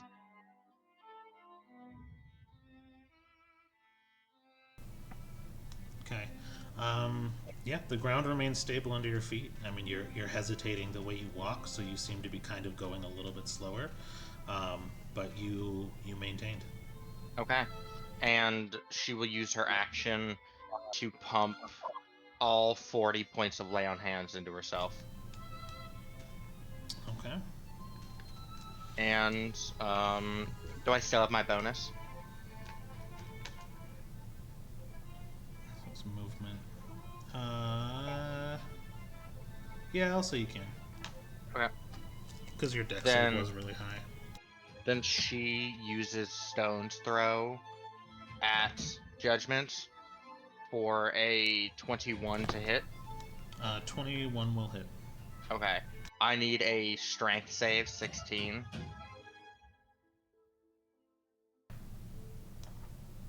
Yeah, I save. Okay. You take 2 points of force damage, and that's it. That is my turn. Okay. That'll bring us to Kittis. So you are in the rapids. Mm-hmm. Can I still cast spells while in these dang rapids? You would not have control. Think of trying to cast while you're in level 5 rapids. It's gonna get out of the dang rapids. So I would like you to go ahead and do a dex save for me. Can I teleport out of them? In theory, yeah. I mean, you could try. You can see above ground.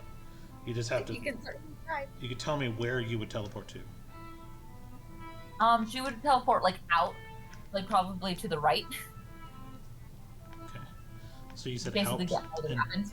Yeah. So I just need a placement. So you said out and to the right. So you'd right here. Depends on. She's going to try to keep it not too far or movement, but basically wherever is outside of these rapids. 'Cause I'm assuming she can see with the rapids. You can't see the rapids. You can't see what's tossing you around. You can't see the torrent. Your head is kind of above, and you get dunked over under what seems like water, but it just feels like energy as you kind of are tumbling over and over. I teleport right there. Okay. We'll call that. So what's interesting is you do not feel the force affecting you, but you know it's still there because you are the only thing above the water is your head, or well, not the water, but above the glass plane is your head, and you can actually still feel the torrent take you. Now you teleported quickly enough that you're not going to take damage, but you can kind of tell because even though you're kind of incorporeal, in this teleportated state, you can still feel the effects of that torrent crashing against your body, and you know when your temporary effects wear off that you're going to get taken again where you're at. Okay. So, can I cast? You can cast now if you'd like, yeah, because you're technically not being affected by it because you teleported. Yep. So she's going to cast another fireball at let's see, can I get all of these without hitting you? If you target like one of the middle two, but slightly up, you can get 3 of the 4. Okay, so I'm going to the ones that are closest to me, the 3, but keep Cedar outside of the range of it. Okay. The 3 closest to me. Yeah. And so Dex 18.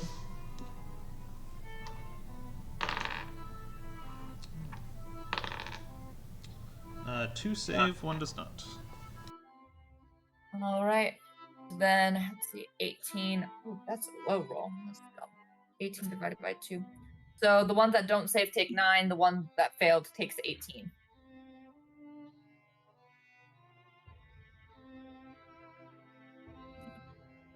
And that'll be her turn.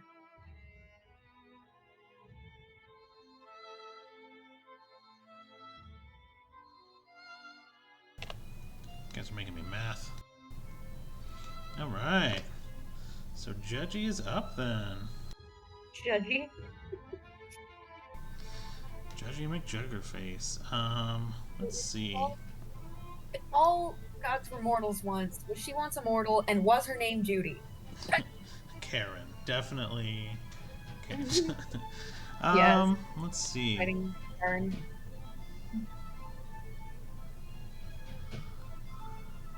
Our party would not handle talking to a Karen NPC well. No, not very well. Ironically enough, Kitties would handle it the best. Probably. Okay. Absolutely. Yeah, I'm gonna use the first charge. So. Okay. I need a wisdom save from Leah. Oh, okay. 28. Okay. Oh, wow. So you understand that it's an unnatural influence, but what you see is an image or depiction of Gale flying in front of you to try to help you attack Judgment. And as he does, 4 skeleton crow skullhead creatures that are currently engaged are now magically around Gale as they begin clawing his back and ripping out chunks of his body in front of you. He falls to the ground and gets taken away by what looks like raging rapids. As he gets cut into each of the rapids, the only thing that surfaces after a few moments is his blood. And that is what you see in front of you. And you will take... You understand that it's an unnatural influence. You understand it wasn't real, but it looked extremely real. And half damage of 26, so 13 damage. Okay. And that's an aura. And as you are so focused on Gale being tossed around, let's do this.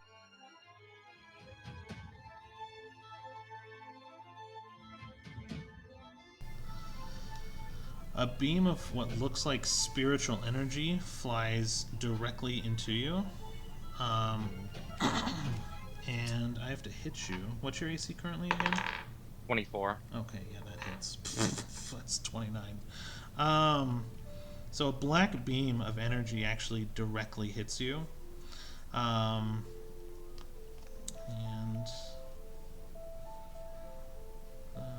Okay. And it takes you, and you just feel tired. And the dark, the prismatic runes that are kind of taking over your body ever since you kind of attuned yourself to the book, turn into like what looks like a black molasses as you just feel kind of sick and enfeebled.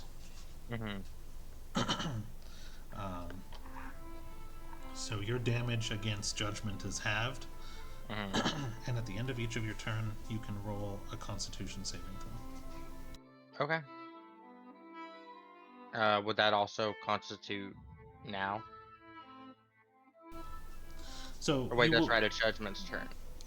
So that will actually be Judgment's turn, Okay. and they will remain in place. Um, the Ray of Enfeeblement will last until the end of your next turn. So any damage you Okay. do to her will be halved. Gotcha.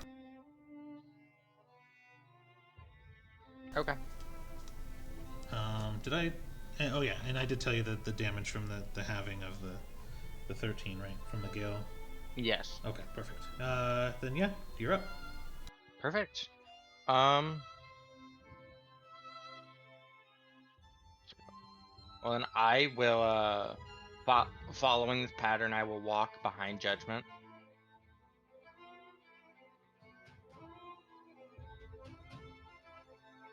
Am I able to do that? Yep. Sweet. And then,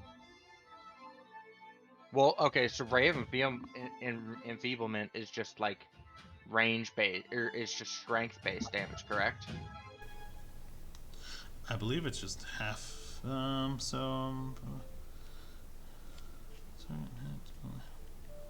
Anything that uses a weapon, yeah. Okay, perfect. So yeah, anything done by the hammer is going to be Love halved. it. Love it.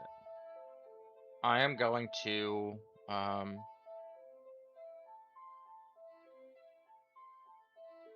ooh, I could turn this into a setup round.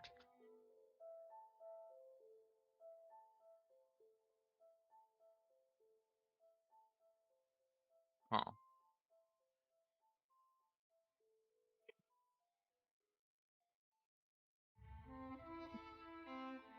Alright, I will, what's it called?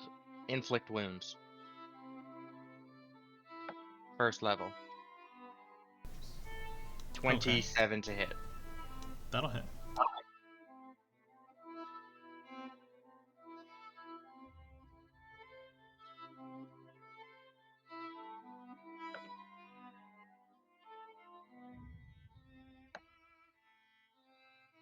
27 damage. And that did not utilize a weapon. Yeah. Okay, I figured. That's why you did it. Yeah. What type of damage? Necrotic. Yeah, I figured as much, but I wanted to test it. It's worth the effort. Oh no. It didn't I'm look assuming like. nothing happens. Not nothing. Okay. She was not fully immune, but a lot of the damage that you've inflicted on her thus far seemed to just not be as effective. Mm-hmm. Okay. Um, then once again, I will bonus action stone throw. And what save is that again? Strength save.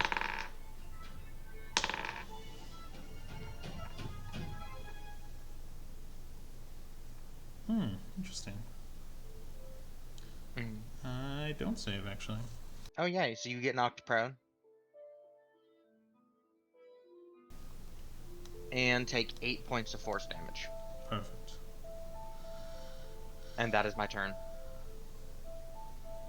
Okay.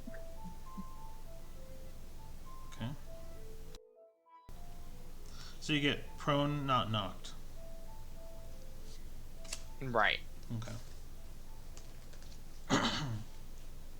Okay. All And right. then my con save, Mhm.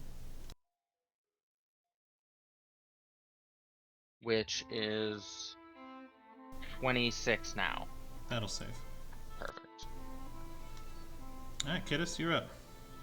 Wait, hold Kidus tries to get out of the rapids. on.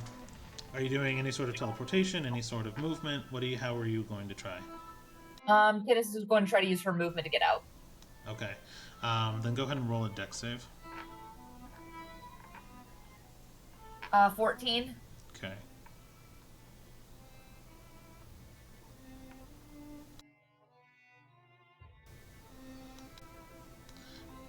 You floated for a while in this huge kind of semicircle. Oh, with a 14, actually. In this huge semicircle. And you end up on this side before you actually encounter what feels to be a rocky crevice. And you put your hand in and you kind of try to dig in, and it catches away and gashes your hand with what seems to be like jagged barnacles. And then you just get this muster of just, as you go in again, and you kind of catch yourself and pull yourself out. But now you're completely on the other side of the battlefield. And your hand just bleeds a black ichor of just poison that begins to kind of take into your body. And that is 9, 10, 15 damage. Okay. Since I'm already, let's see, hold on. And you kind of use all of your movement to pull yourself up onto what feels to be a platform. 8, 9. Oh, so she's out of the rapids now, but she's on a little platform. 13, 14. That's what it feels like. Hold on. Give me 2 seconds. I cast Fireball at the thing, on the other 3 on the other side. Please tell me I'm out of range. You're still out of range. Thank you. I'm casting it behind them. Okay, well, I still wanted to know. But she casts Fireball again. Just. Okay, and I need saves from all of them? Yep, 18. Got it. Why can these guys roll so fucking well? 2 save, 1 does not. Okay. Come on. No! Okay. One of them was out of 5 and then glitched out and then went down to a 1. That's so rude of it. So, 19, 2. So, 2 of them take 9 points of damage, the other takes 19.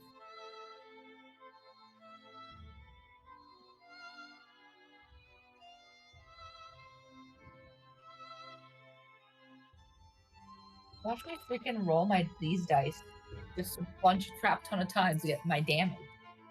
I mean, hey, I do it. I'm because like this is rolling too low. I would do it. You made your hits. And that will be Kiddis's turn for now.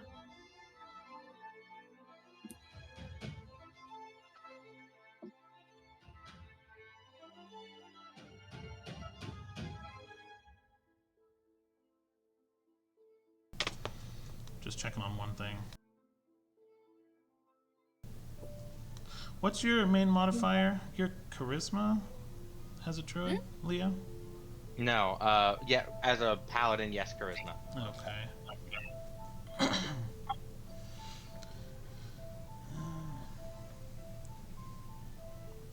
Let's see here.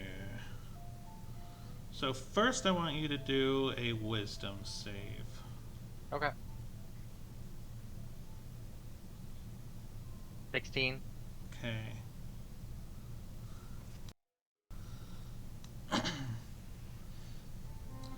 And she looks at you and smiles.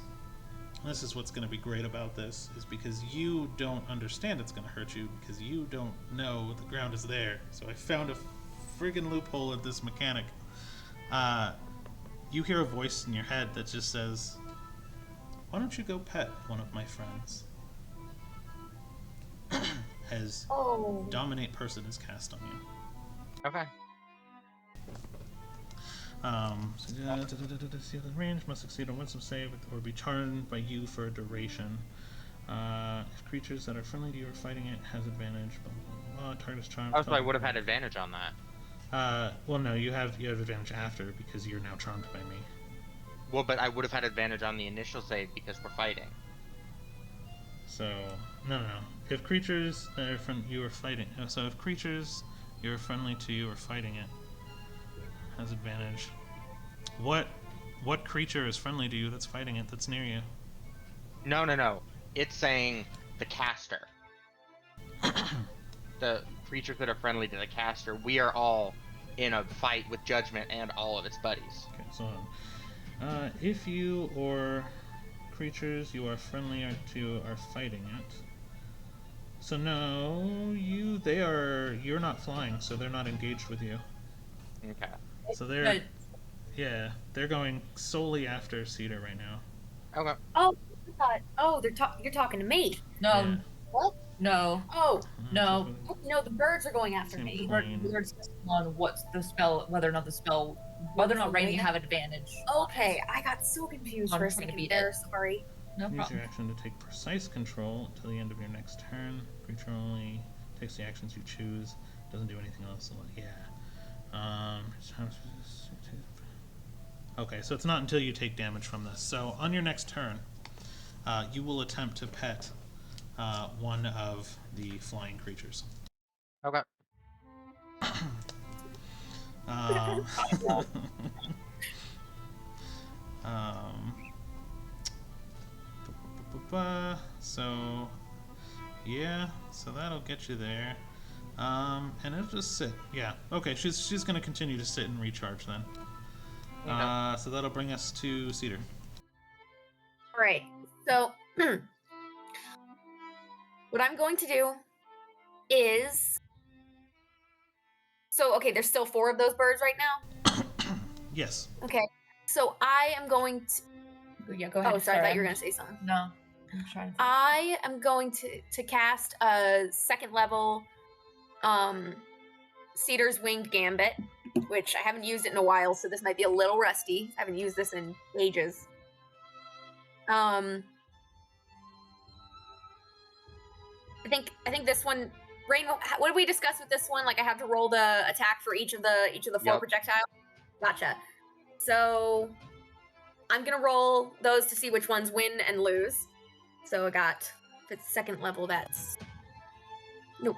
Stop. Sorry, my computer's being a little jerk. Higher levels, fire damage, each slot level above 2nd. Okay, so it's just all right. I'm gonna roll to see what I hit. Okay, plus 8. Okay, 12. I'm guessing 12 doesn't hit. 12 would not. Yeah. Would a 16 hit any of these birds? That'll meet. Sweet. Okay, and then that would be 27 and another 16. So I get to hit 3 birds. Mm-hmm. Okay, so the way I have that spell, projectiles are engulfed in a magic flame. I'm going to use a purple flame just for fun. Make a ranged spell attack against the target. On a hit, the target takes 1d10 force damage. Hit or miss, the shard then explodes. And they have to take a dex throw. Dex save. I can't talk. Yep. And if they lose the dexterity saving throw, they take more damage. What's the save number at? Because I got 20, 17. 16. Okay, so I got 20, 17, 9. Okay, so one of them. And 9. Sweet. Okay, 2 of them. so let me roll the damage for the 10s, and then I'll roll the damage for the one that got kicked in. Okay. Do you want me to distribute the damage, or do you want to pick? I think I will. Okay. So we have 8. We have 1 and 6, and then for the one that got 1, he's gonna get the 2d6 to even things out. Okay, so 1 gets 5, 1 gets 6, and 1 gets 8. So I'm gonna go with just the 3 immediately, the 2 in the middle, and then the 1 to the right of me. How much total? 8 on 1, 5 on 1, 6 on 1.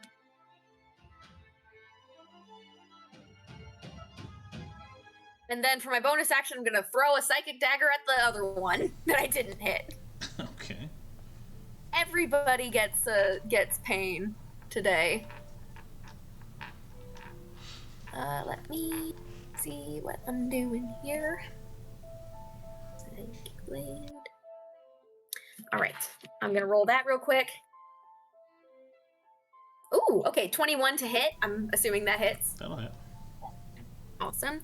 And that's gonna be a 1d4 plus 4. And that'll be 6 on the one to the far left. Okay.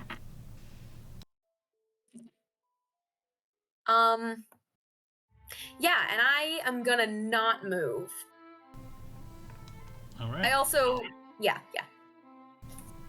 And that is my turn. Okay, that'll bring us to Gale. All right. Gale is going to fly 60 feet back over towards Cedar, staying about there-ish. Will bonus action use Aura of Vitality to heal Cedar for 2d6. Oh, I don't have any damage yet. Oh, you don't? I thought you did. No, she Nope. only had a spell slot absorbed. Oh, sweet. Got a spell All slot. right. In. In that case, he's going to use his bonus action to swing the spiritual weapon at Judgment Okay,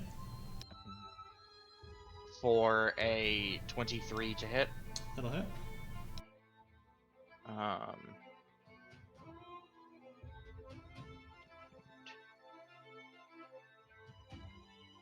For 11 damage.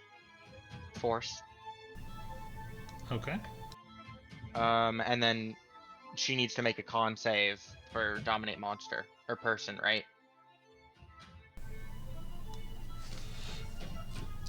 Oh, how much damage it was? 11? Yes. So she Okay. has to make a DC 10. Yeah. Which she does. Yeah, I figured.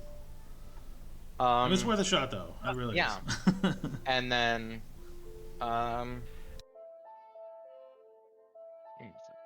third level Guiding Bolt. Straight at Judgment. Ooh, yay.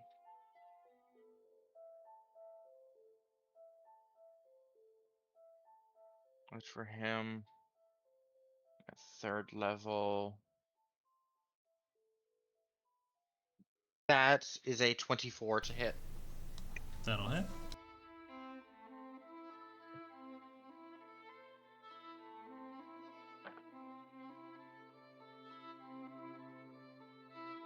For 30 points of damage. On 4d6? This is third level, so it's 66. Sweet. 60. You said 30 damage on 66. Yes. Okay. Sweet. I was like, when you said sweet. Nice. Oh, I did it again. Right. Kill me. Okay. Still concentrated. I got a nat 20 on the save, so. Damn it. But I do have advantage on the next attack. The advantage still happens. But that would be Gale's turn. Okay. So that will be minions then.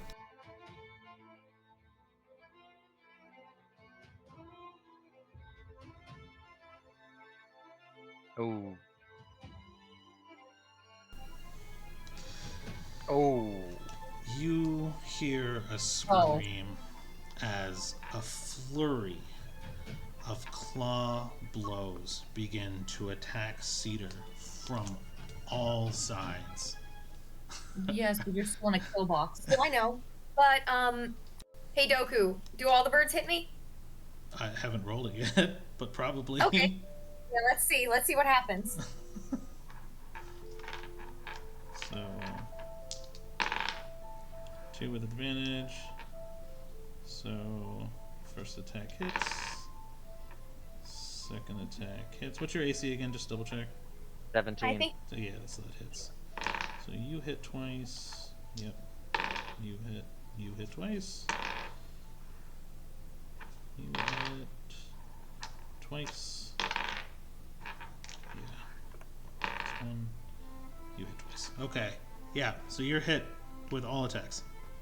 okay. So I'm assuming those are melee range. They are. I have Firebird Fury on. Each hit, they get burned by fire for 3d4 fire damage. Mm-hmm. Yeah, you're a glowing beacon, and you're flying, that's why they chose to go in on you. But every time they hit me, they take 3d4 fire damage. Okay, so roll your 3d4 4 times. Gracious. What? It's a consecutive multi-attack, so the hit register would be once. Because it's one action with a multi-attack, so it's one per action. Gotcha. Okay, so bird number 1, 10. Bird number 2, 6. Okay. Bird number 3, 7. And bird number 4. There we go. Another 6.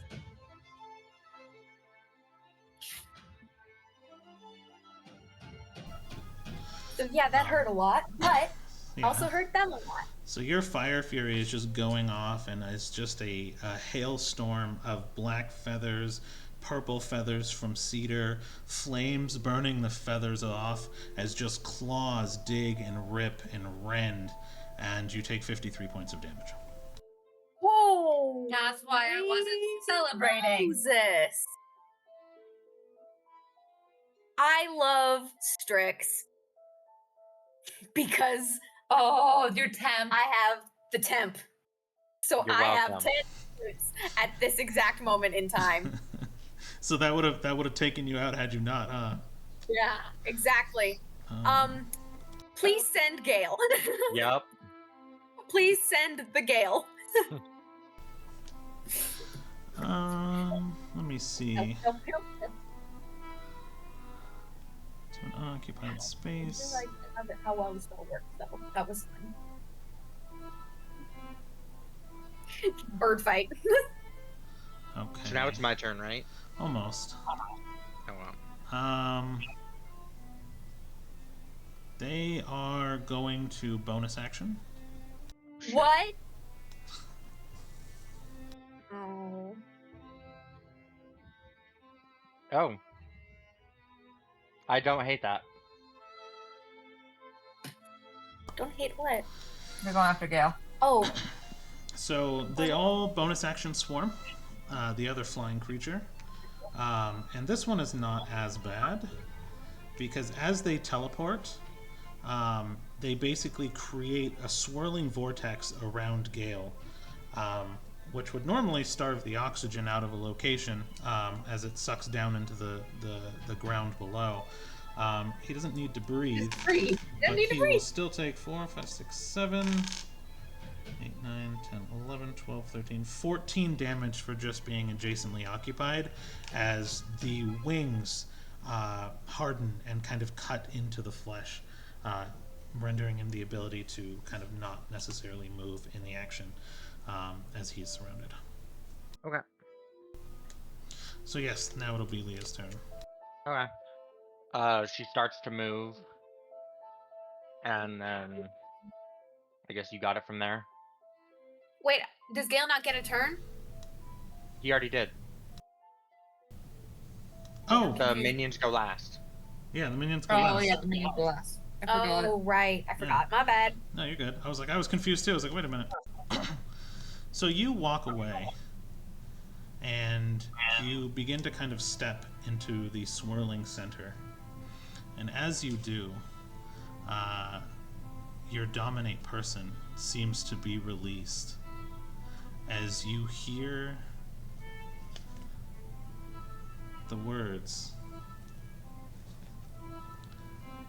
"See what you've done." And as you take a final step, you begin to step into the rapids, and just in the image of just the world below you of this swirling purple vortex, you see you walking away from a mountain as it's swallowed whole, and all of the lives of your family that you grew up with as they become stone is visible, and it just hurts repeatedly as each one of them says, "You could have saved us from this, but you didn't," as their image, their last thought of you is what you could have and chose not to do for them. And you are charmed, so there is no resistance to this as it releases it. So let me just roll the damage really quick.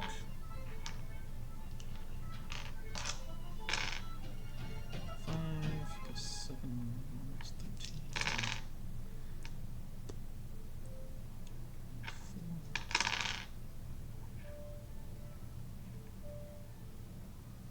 4. You take 40 points of damage. Shit. You fall into the rapids below you. A swirling vortex of just black as you bounce on all 4 corners repeatedly as it sucks you down lower and lower and lower and lower. You just begin to bleed and get cut and get hit. How much life do you have left, by the way? 20. Sorry, we just got scared by thunder. We did. Yeah, so there's 4, so that one's, they roll 9. This one is, it's 10, 14, 16. So yeah, you've taken 20 damage and you just went unconscious, right? If I take another 20. Okay. So you had 40 total? No, I had 60. Okay. So yeah. Now I have 20. So you bounced between 2 sets of rocks, and by the 3rd hit, you are unconscious. Okay. You hit a wall to the left, you hit a wall to the right, and you're just being sucked downwards. And you go unconscious before you hit the 3rd wall. Oh shit, yeah, any more damage is going to hit your dying boxes. Yeah. So sorry in advance. 4, 5, 6, 7, 8, 9, 10. You take 10 additional damage, which will cut into a dying box. Yep. You take another 5, 6, 7, 8, 9, plus 6, 16 more damage. That's 2 dying boxes. And you are unconscious, being sucked down into a vortex. Okay. You have 1 dying box left as your body rests at the bottom. The vortex, you can feel all of the force of the water coming down into one central point, just penetrating into your body, digging in as you're just unconscious and dying 60 feet below the battlefield. Okay. Kiddos. Quick question. 60 feet below the battlefield. You can't see Leah at all. You saw her get sucked down, and she's gone. And I'm assuming Judgment doesn't look bloody or anything. Judgment actually seems pretty fine. Ah,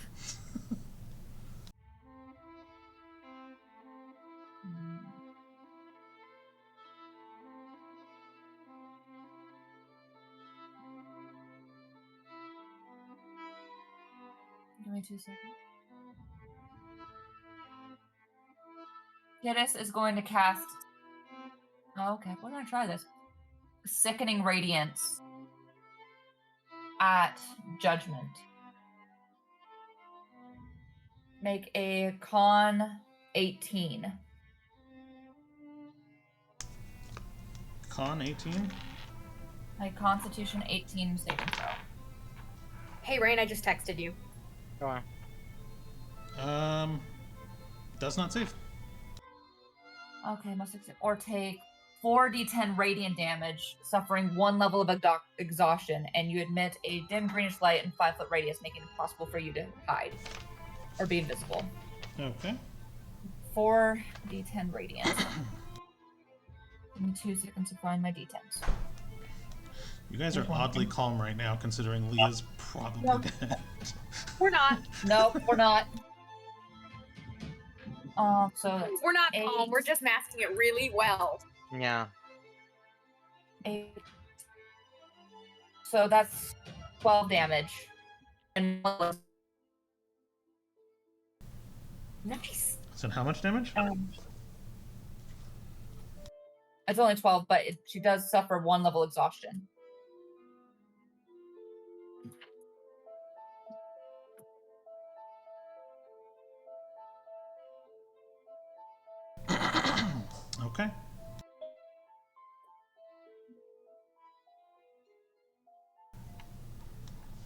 And so, does it look like I'm going to fall into the water again if I stay still? You don't see water or rapids. You see a swirling vortex of just white cloud beneath your feet, but you can't make out where the water is, or what the water might be, or why you're falling in some places. It looks like just solid ground mixed with swirling Well, if clouds I'm beneath not you. falling right now, she's staying still. Okay. Is that going to be your turn? Just to be safe, she is going to teleport, but it's going to be basically like jump up, teleport down at the same spot. If that makes sense. You're gonna okay. You're gonna teleport in place. Mm-hmm. Okay. So jumping up and down, you look like Mario. Shut up. Little pink Mario. But that will be her turn. Okay. All right. That'll bring us to Judgment.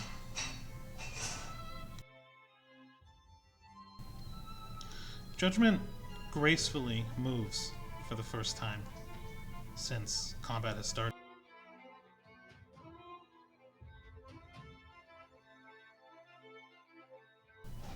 As she steps on the ground just ever so gently. You couldn't even tell if there was dust coming up from the ground, just a soft land with no sound. As she looks up in Cedar and goes, I don't like this.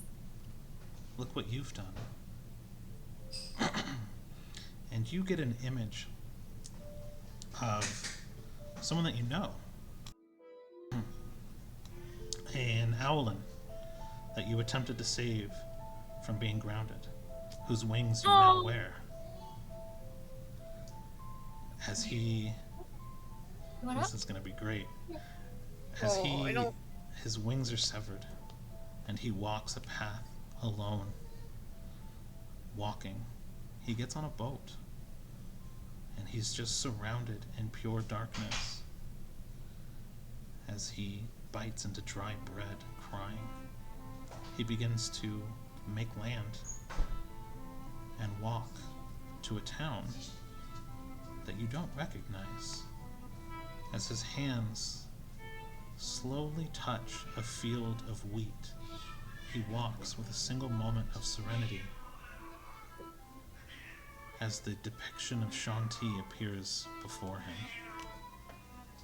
And you take...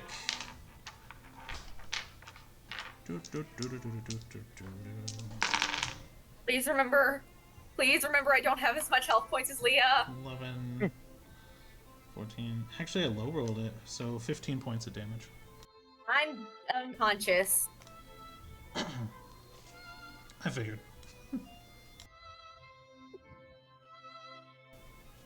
And that will actually be her turn. And that will bring us to... who again? I'm unconscious. You're unconscious, so roll a box. I don't want to. I'm gonna roll the owl box. I mean the owl dice. Please be good. That was a 6. Kill me. Actually, no, don't. Well, no, you didn't save the death throw, right? So that's one. You remain unconscious. Great. Yep. And yeah, you're good. So you're at 1 failure. What would Gale do in this scenario? Gale would instantaneously go and pop up Cedar as she's the closest and most safe option. Are you moving? He is, yes, flying straight to her. Okay. Actually, no, he's not. No, he's not. Because she is just in range, he will bonus action or a vitality, give her 2d6. Okay.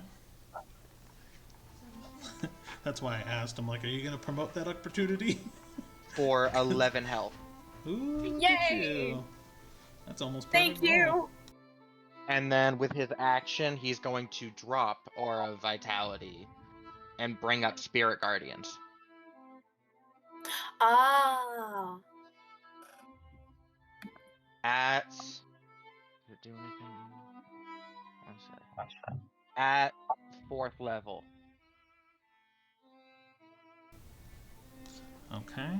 Call for spirits to protect you. If you are good or neutral, spirit of Fae, your choice. If they're evil, they appear. Okay. An affected creature's speed is halved by the area. Creature enters the area. So you put in the area just kind of on yourself.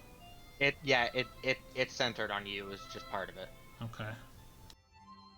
So that is I need 4 wisdom saves, DC 16. Are you doing it towards the flying creatures? Yes, it's centered on Gale. Gotcha. They're immune to damage right now. Really? What? Oh, they have the same teleportation. They still have to make it to see if their movement isn't halved or not. Oh, gotcha. Okay.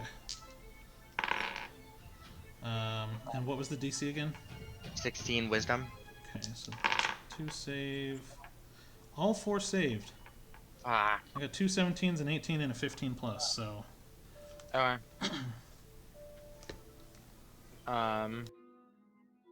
Then that is Gale. Okay.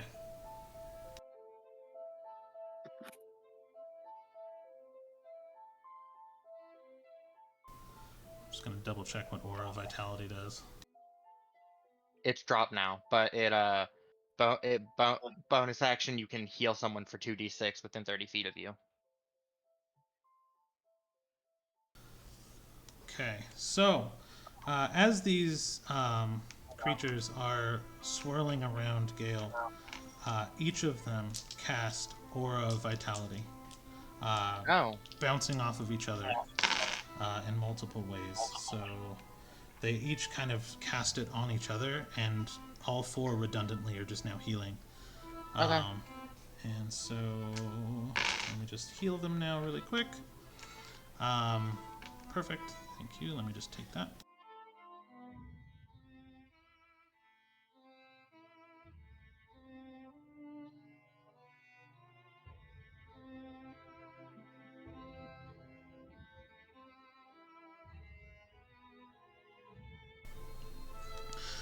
And then they will release a flurry of blows onto Gale, much like they just did Cedar.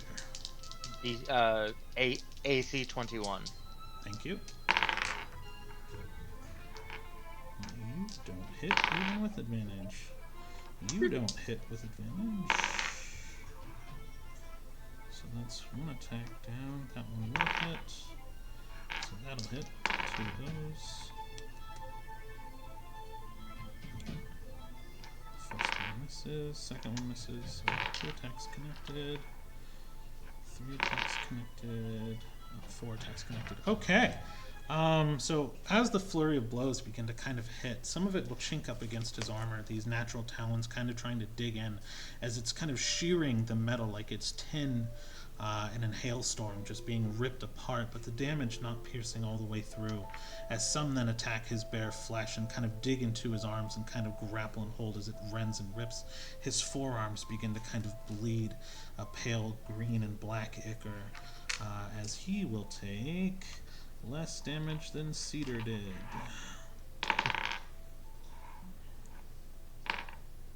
But still 26 damage. Okay. And that will be them. So Last Leah. dying box. Last dying box. Last dying box. TPK. You motherfucker, that's a 9. Leah's dead. Please perish. So Leah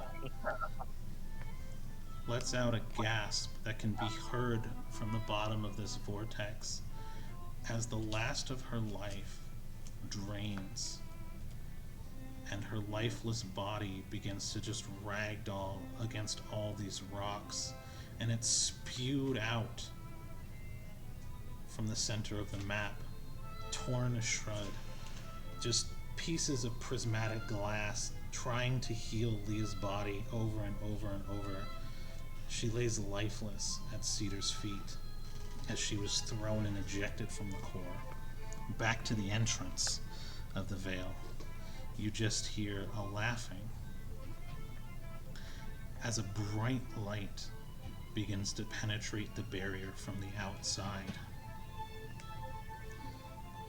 Almost like multiple prisms breaking, various pieces of rainbow light pierce the dark veil from behind, and you hear a screeching voice that you've never heard before as a depiction of a prismatic fae floats up from the center of the battlefield, being torn to shred by the very vortex that Leah just exited, as small bits of prismatic glass shatter around the entire battlefield.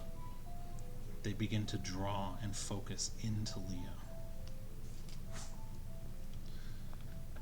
Your wish cannot be granted. Death will not be yours, but mine. As Leah's lifeless body begins to slowly reanimate, thousands of prismatic lights shoot out from her body as she's transformed. Her hammer that emits evil, gone, and shred away and replaced with a longsword. Her armor, her just evil persona, broken into 1,000 pieces, as a new Leah stands before you at half health, reborn as a prismatic version of herself. Sorry, the thunder just decided to sound effects, and I just lost a year of my life.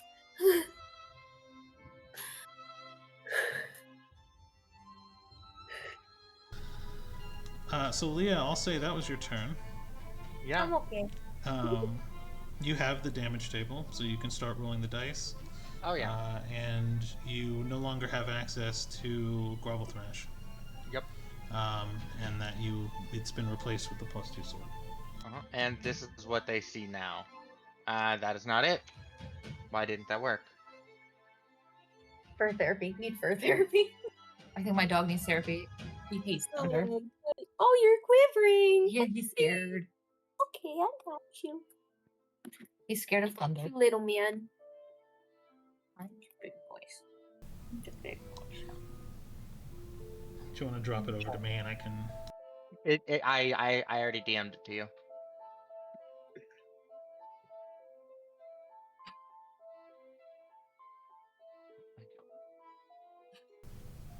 Why is it not going through? Hang on. Right? But I think I got it. At least. There we go. Whoa. Aww. She's so pretty. See, I was right. Objectively hotter. Oh, she's so pretty. I love it. I love her very much. Did Ava do that? Yeah. I love Ava. She's the best. Uh-huh. Go follow her at Expired Ocean. Mhm. On Instagram and TikTok. She's good. She's really good. I do love her. She is artiste. Mm-hmm. Yeah, All right. I'm almost... I thought I got it. I got it copied to clipboard. I'm going to try to convert it to a token first. Oh, I got it.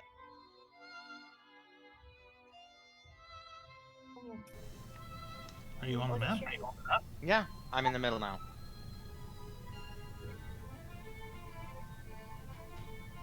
Maybe it's just not loading for me. Oh, he loves me. There we go. I had to refresh. There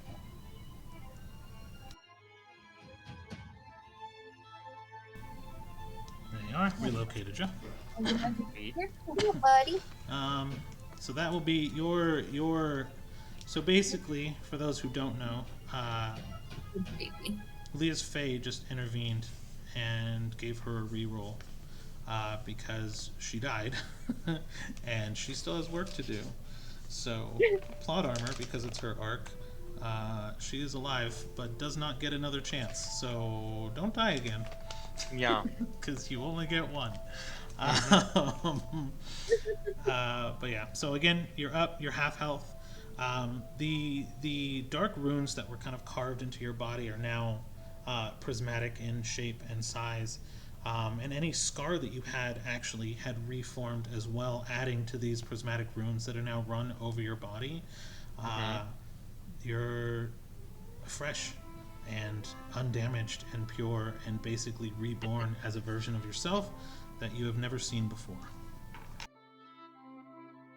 Okay. Okay. So that'll bring us to Kittis. Okay. Rain, I'm glad that that happened before my turn, because you would not have liked the plan I had. No one would like the plan I had. Oh. But let's see, what the frick do I want to do? Now that that's not an issue. Kittis is going to start stepping, but basically what she's going to do is for the entirety of her turn, instead of focusing on the fight, she's now going to basically like kind of like step the way you would like where like kind of like touch, see if it's solid, and then go touch and walk on, and keep doing that. Oh. Oh, is she like in the room with us? She's watching.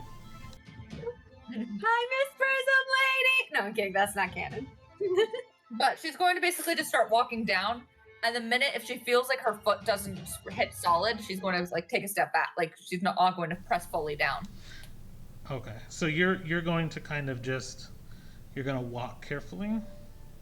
Basically, she's like trying to figure out the trick of how this stupid vortex thing works. I will say if you are taking your time to move, you will have half movement. Yep.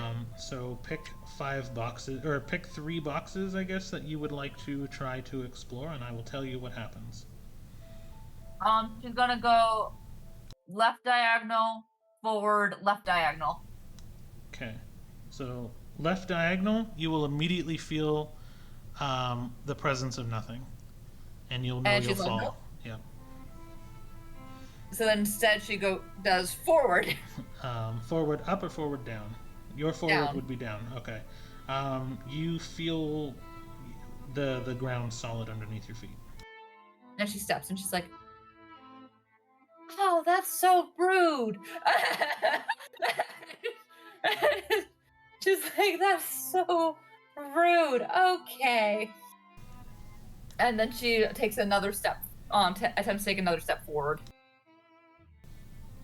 Everything feels normal. Your ground land on solid. Your feet land on solid ground, or what feels like solid ground. As you're kind of slowly examining what's happening as you're moving, but without spending action or whatever, you wouldn't be able to tell exactly what's happening. But you are on solid ground still. She's gonna cast Fireball. Okay. And she's gonna cast Fireball at Judgment. Okay. Judgment's in within range of Fireball. I save. Alright, so 8d6. So the first Oh two. wait, hold on. I have to disadvantage, don't I? Oh, please. Yes, you do. Okay, I still save, but Okay. So you save the 18. Okay, so 5 plus 7 plus 12 plus 1's last roll. 8 plus, and divided by 2. 16 damage. okay, sounds good. And that will be her turn. What was the thing that you cast before this turn? I'm trying to remember. The It is Grief sickness?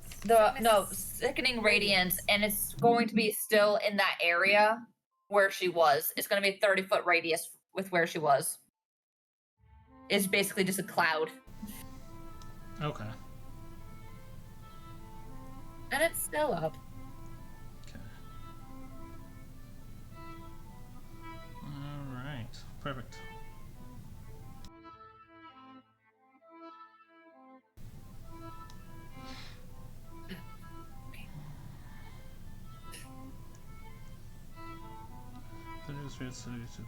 So that was you cast it on her when she was still above, right? Yeah. Okay. So it's up there. It's not It's up with there. her. Perfect. Okay. Believe me, if she's still in it, I would use it. Okay. Cool. I was just double checking something. Awesome. And is that your turn? That will be my turn. Oh, so it's Judgment's turn. For some reason, I thought it was the boys.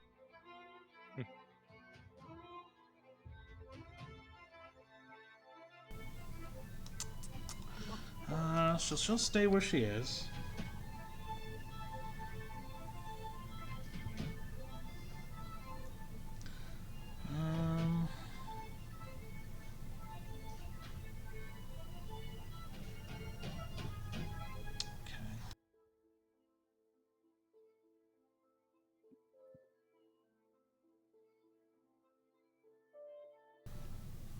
Okay. No. Appears to be orientation you choose as far as on a vertical barrier angle. It can be free floating or resting on the solid first. Dome, blah blah blah blah. Shaped flat surface, okay. Any form, walls quarter-inch thick, lasts for the duration. Walls cut through, appeared. Creature will be pushed to one side of the wall you choose.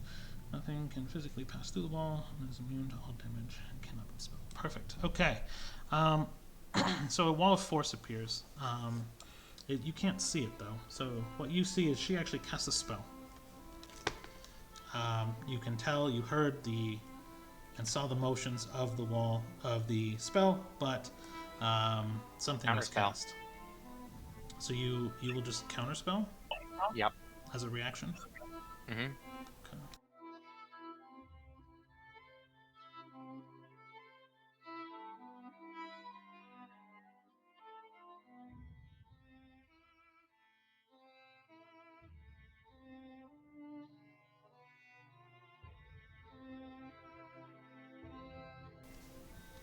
Do you have a 5th level spell slot? I don't, Okay. so I have to roll for it. DC equals 10 plus the spell's level. So you attempt to interrupt creature's 3rd level lower spell fails, has no effect. Cast a spell 4th level higher, makes an ability check using the spellcasting ability. DC 10 plus spell's level. It would be what, a DC 15? Yeah. Arcana, I'm guessing.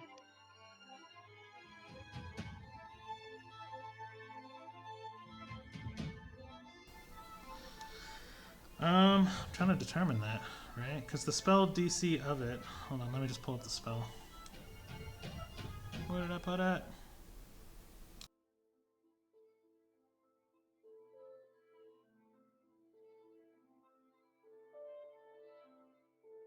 Puppy. He's like, why? Yeah, I guess it would just be an Arcana, because there is no specific type here, so I can't quantify it. So yeah, it's just wizard class. That is an unnatural 18. Okay. All right. So you burned another spell slot for your counterspell. I actually know that's my one free use with the book. Oh, okay. So you're using it with the book. Yeah. Perfect. Which, speaking of, we need to roll a D100 quick. So there's the spell, the charge. And we're good. Okay. Oh, thank goodness. Got a goodness. 52. Okay. So I will. Okay. Bonus action shape changer. So, Judgment actually changes forms. She actually takes a humanoid form that looks very young, pale, soft blonde hair now flows down. The same robes are being worn, but instead of a wispy black, the shape change has made her humanoid. And she looks like just blue-eyed, pale, blonde hair, um, and young in nature, and she actually almost looks unimposing. And I guess that will be her turn. So Cedar, you're up.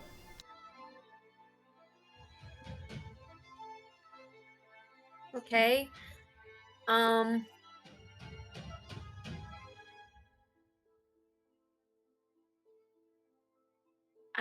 am going to first of all just move back a bit here. I want to be so close. And then I think I'm going to magic missile at second level. I think that's 4 darts at that point. Let me check. Should be 3 plus 1. Yeah, so I'm gonna throw a magic missile at each of the birds. Okay. So that would be 1d4 plus 1 for each of those. So bird number 1 gets 5. Bird number 2, also 5. Bird number 3 is 3. Bird number 4 is also 3. 2 5s, 2 3s.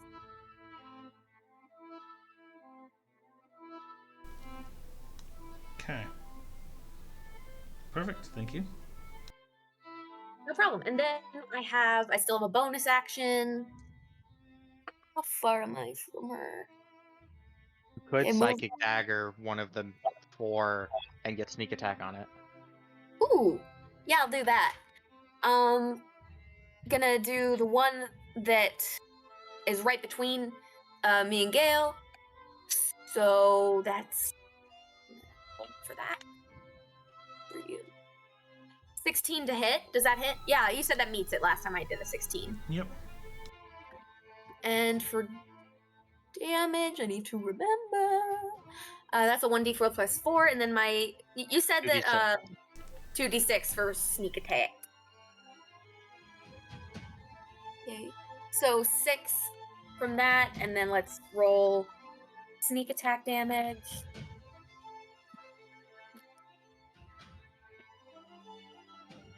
Seven. So we have 13 from the knife.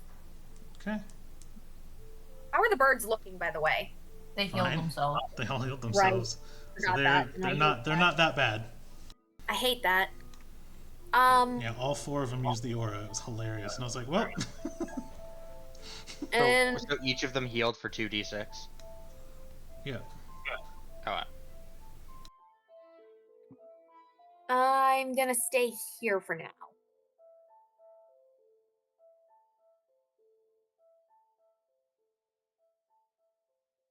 And I think now that means it's Gail's turn. Yep. okay.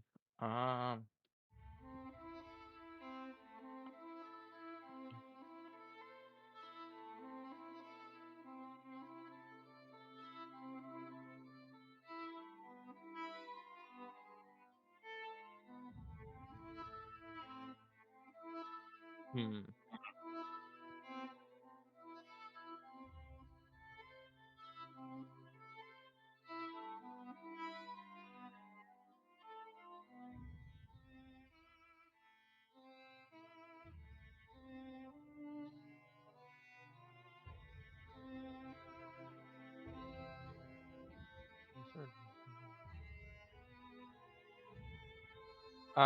Bonus action, first level healing word on, actually second level healing word on Cedar. Okay. D4s.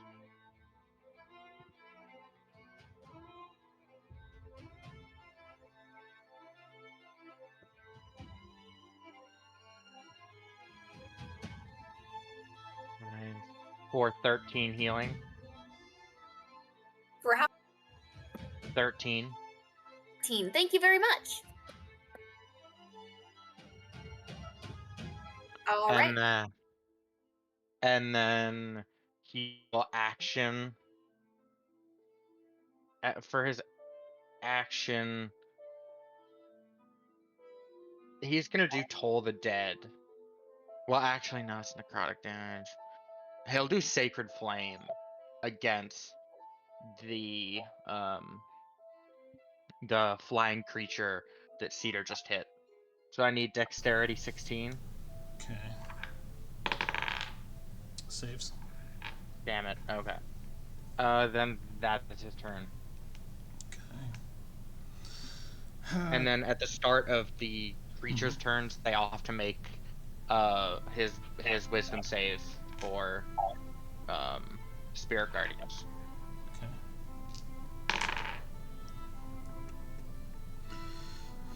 Okay. 14, 17.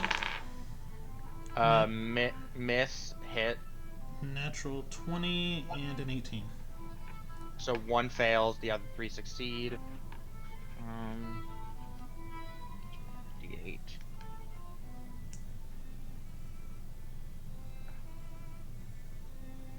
So the one that failed takes 21 radiant damage, Okay. and the ones that succeeded take 10.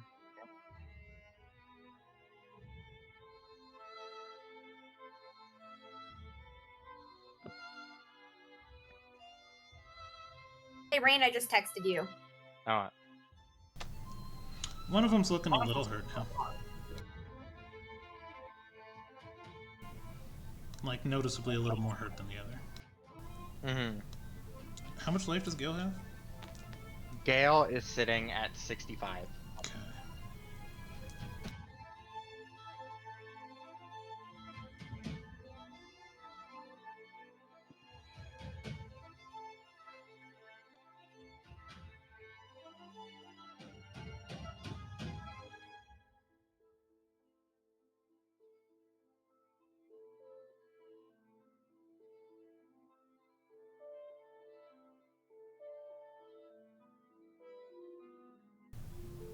Sorry, 2 more rolls. 6. So all 4 of them cast 2nd level magic missile. Okay. All of them completely focused on Gale. Okay. As a hailfire of magic missiles are thrown in his way. 4 from each bird as they just tear and puncture and rip and rend and take out chunks of flesh, as he takes 42 points of damage from magic missile. Okay. At which point then I need a wisdom saving throw from Gale. Okay. 17. Okay, I need another wisdom saving throw from Gale. 26. Okay, I need another wisdom saving throw from Gale. 12. Okay. You see the bird closest to Judgment actually pull something from Judgment and transfer it to Gale, as he is now 1 point exhausted. Okay. The last bird is going to just do its standard attack.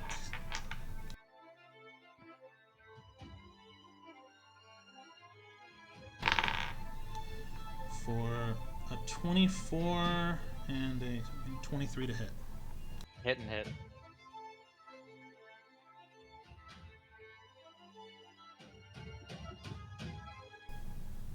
$15 points of damage. Okay. And Sophia texted you back, but they aren't sending, so just give it a minute. Okay. And how much life does he have left? 8. Oof. That's pretty good. I like magic missile. Yeah. Thanks, Cedar.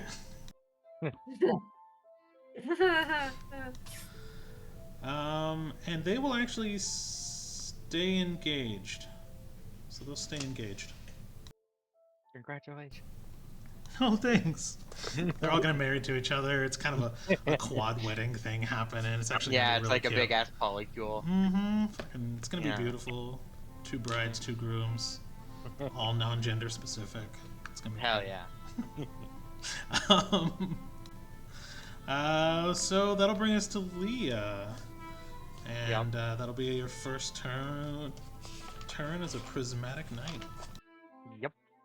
So she, as she's swinging around her longsword just for shits and giggles, um, the color from her longsword and the color of her runes shifts to a pinkish purple to depict psychic. Um, as she just goes in for just a thrust straight into Judgment's abdomen with all the bells and whistles. All right.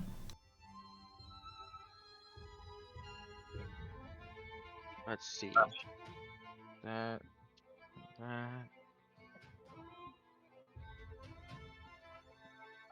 For a 21 to hit. Um, that will 21. Yes. Not actually. Oh wow. Then you know what? I will reality shift that. You're gonna burn it right now. She'll Yeah. do what? And is that just turn it into a hit or into a nat 20? That'll turn it into a hit. Oh. Um. So let's see. So when replacing, oh, I'm not gonna say. Yeah. So Yeah. you see Leah miss, and then out of the corner of your eye, an after image of Leah hitting, and that's the movement that gets followed through. So that Oh. is 18 bludgeoning, 5 necrotic, and I'm not done. We're just going over the damage types. Um. So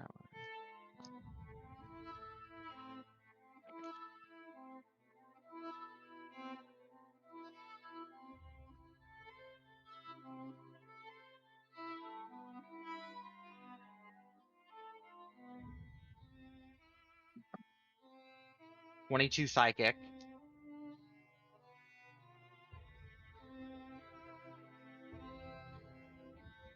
And 16 radiant. Totaling 36, 56, 64, 69 damage. Love that. Nice.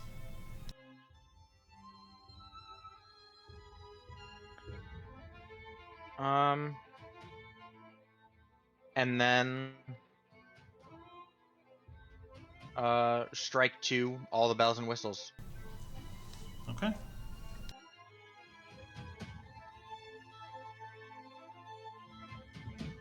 For a 24 to hit. That'll meet. Fuck yeah. Good to know what I have to get.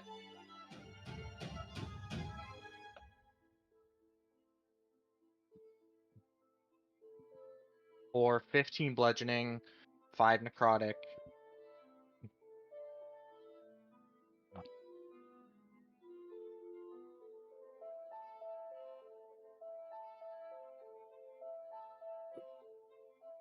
"26 psychic,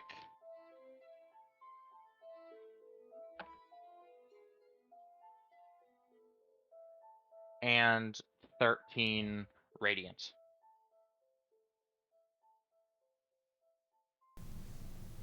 Okay. And then that is her turn. Perfect. Actually, she will hidden step, turn invisible. Okay. But that is her turn.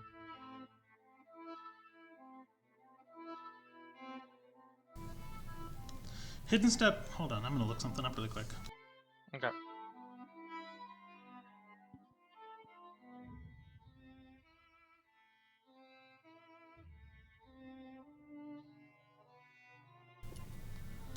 So that doesn't plane shift you, it just turns you invisible.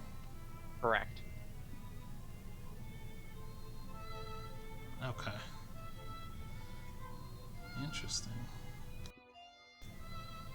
Okay.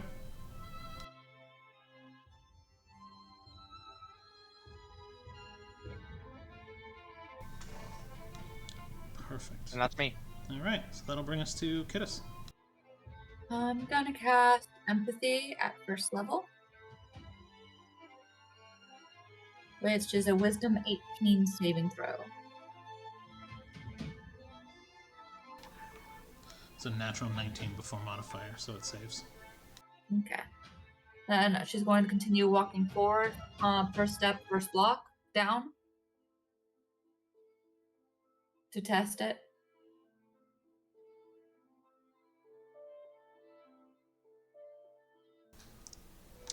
You seem safe. Okay, so she goes one down, continues another one down. Test it first, of course. Also seems safe. Steps forward. And third one down. Seems safe. Seems safe. And steps forward. If you are not using your action to do this, you only get 3 spaces to move. Yeah, I know, that's the last of her movement. Okay. If you move 3 straight down, you felt safe on each 3. Okay.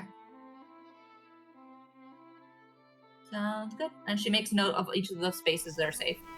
Okay. Is that Oh, it? was that your Yeah, that's my total my turn. I casted Empathy. That was my action. Oh, right. Sorry. I just Okay. lead, so.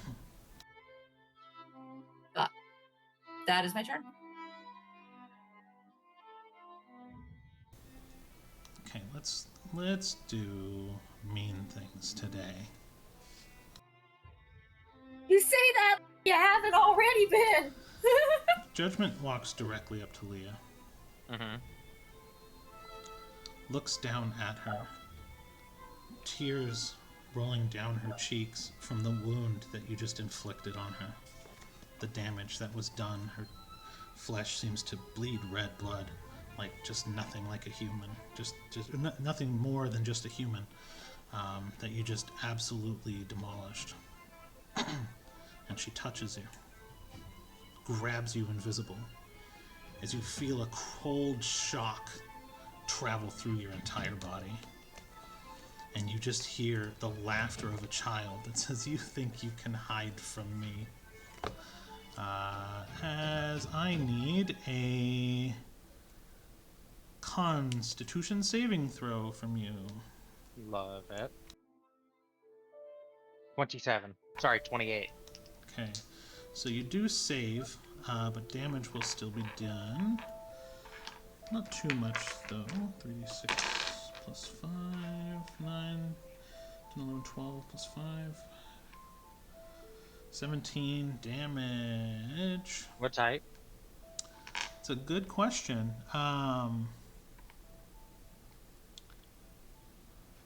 I would assume... that is a good question, because that is just an action, so hold on.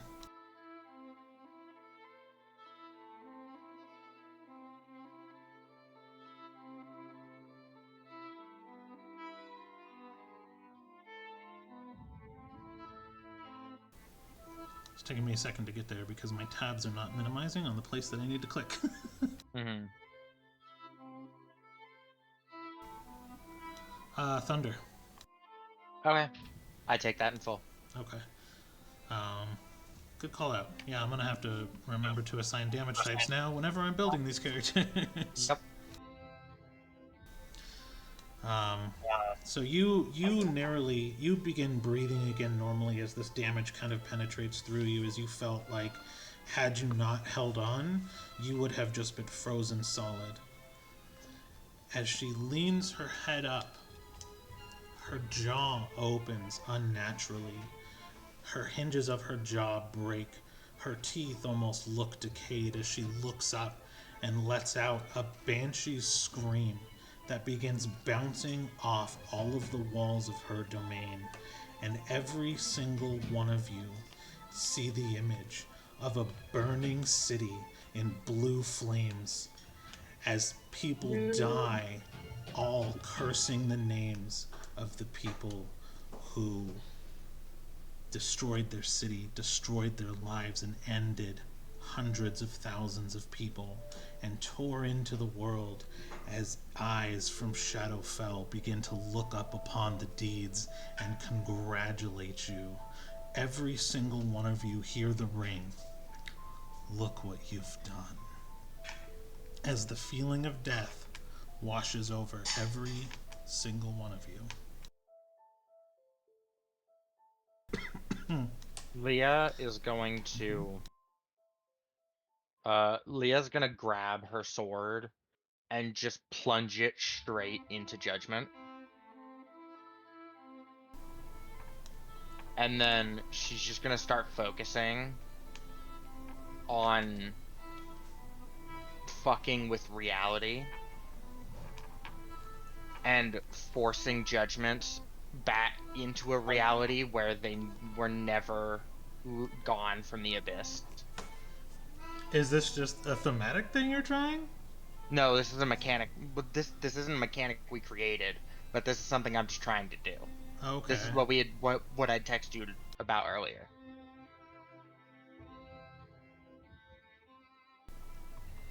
Okay. So you're okay. So you are gonna okay. So you are trying to fight through the pain and the shearing force of just death as it kind of encompasses all four of you. Mm-hmm. So let me roll damage, and we'll see what happens. I need more d10s. Yeah, I'll just roll 12s.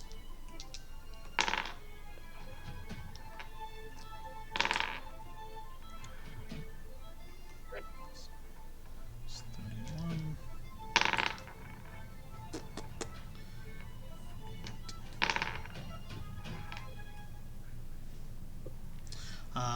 As everyone on the battlefield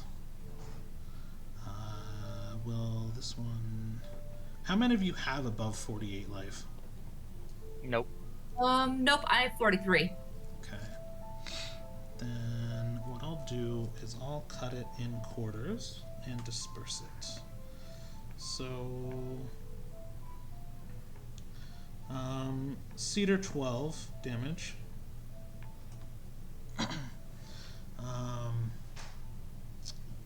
Gale will do 12 damage.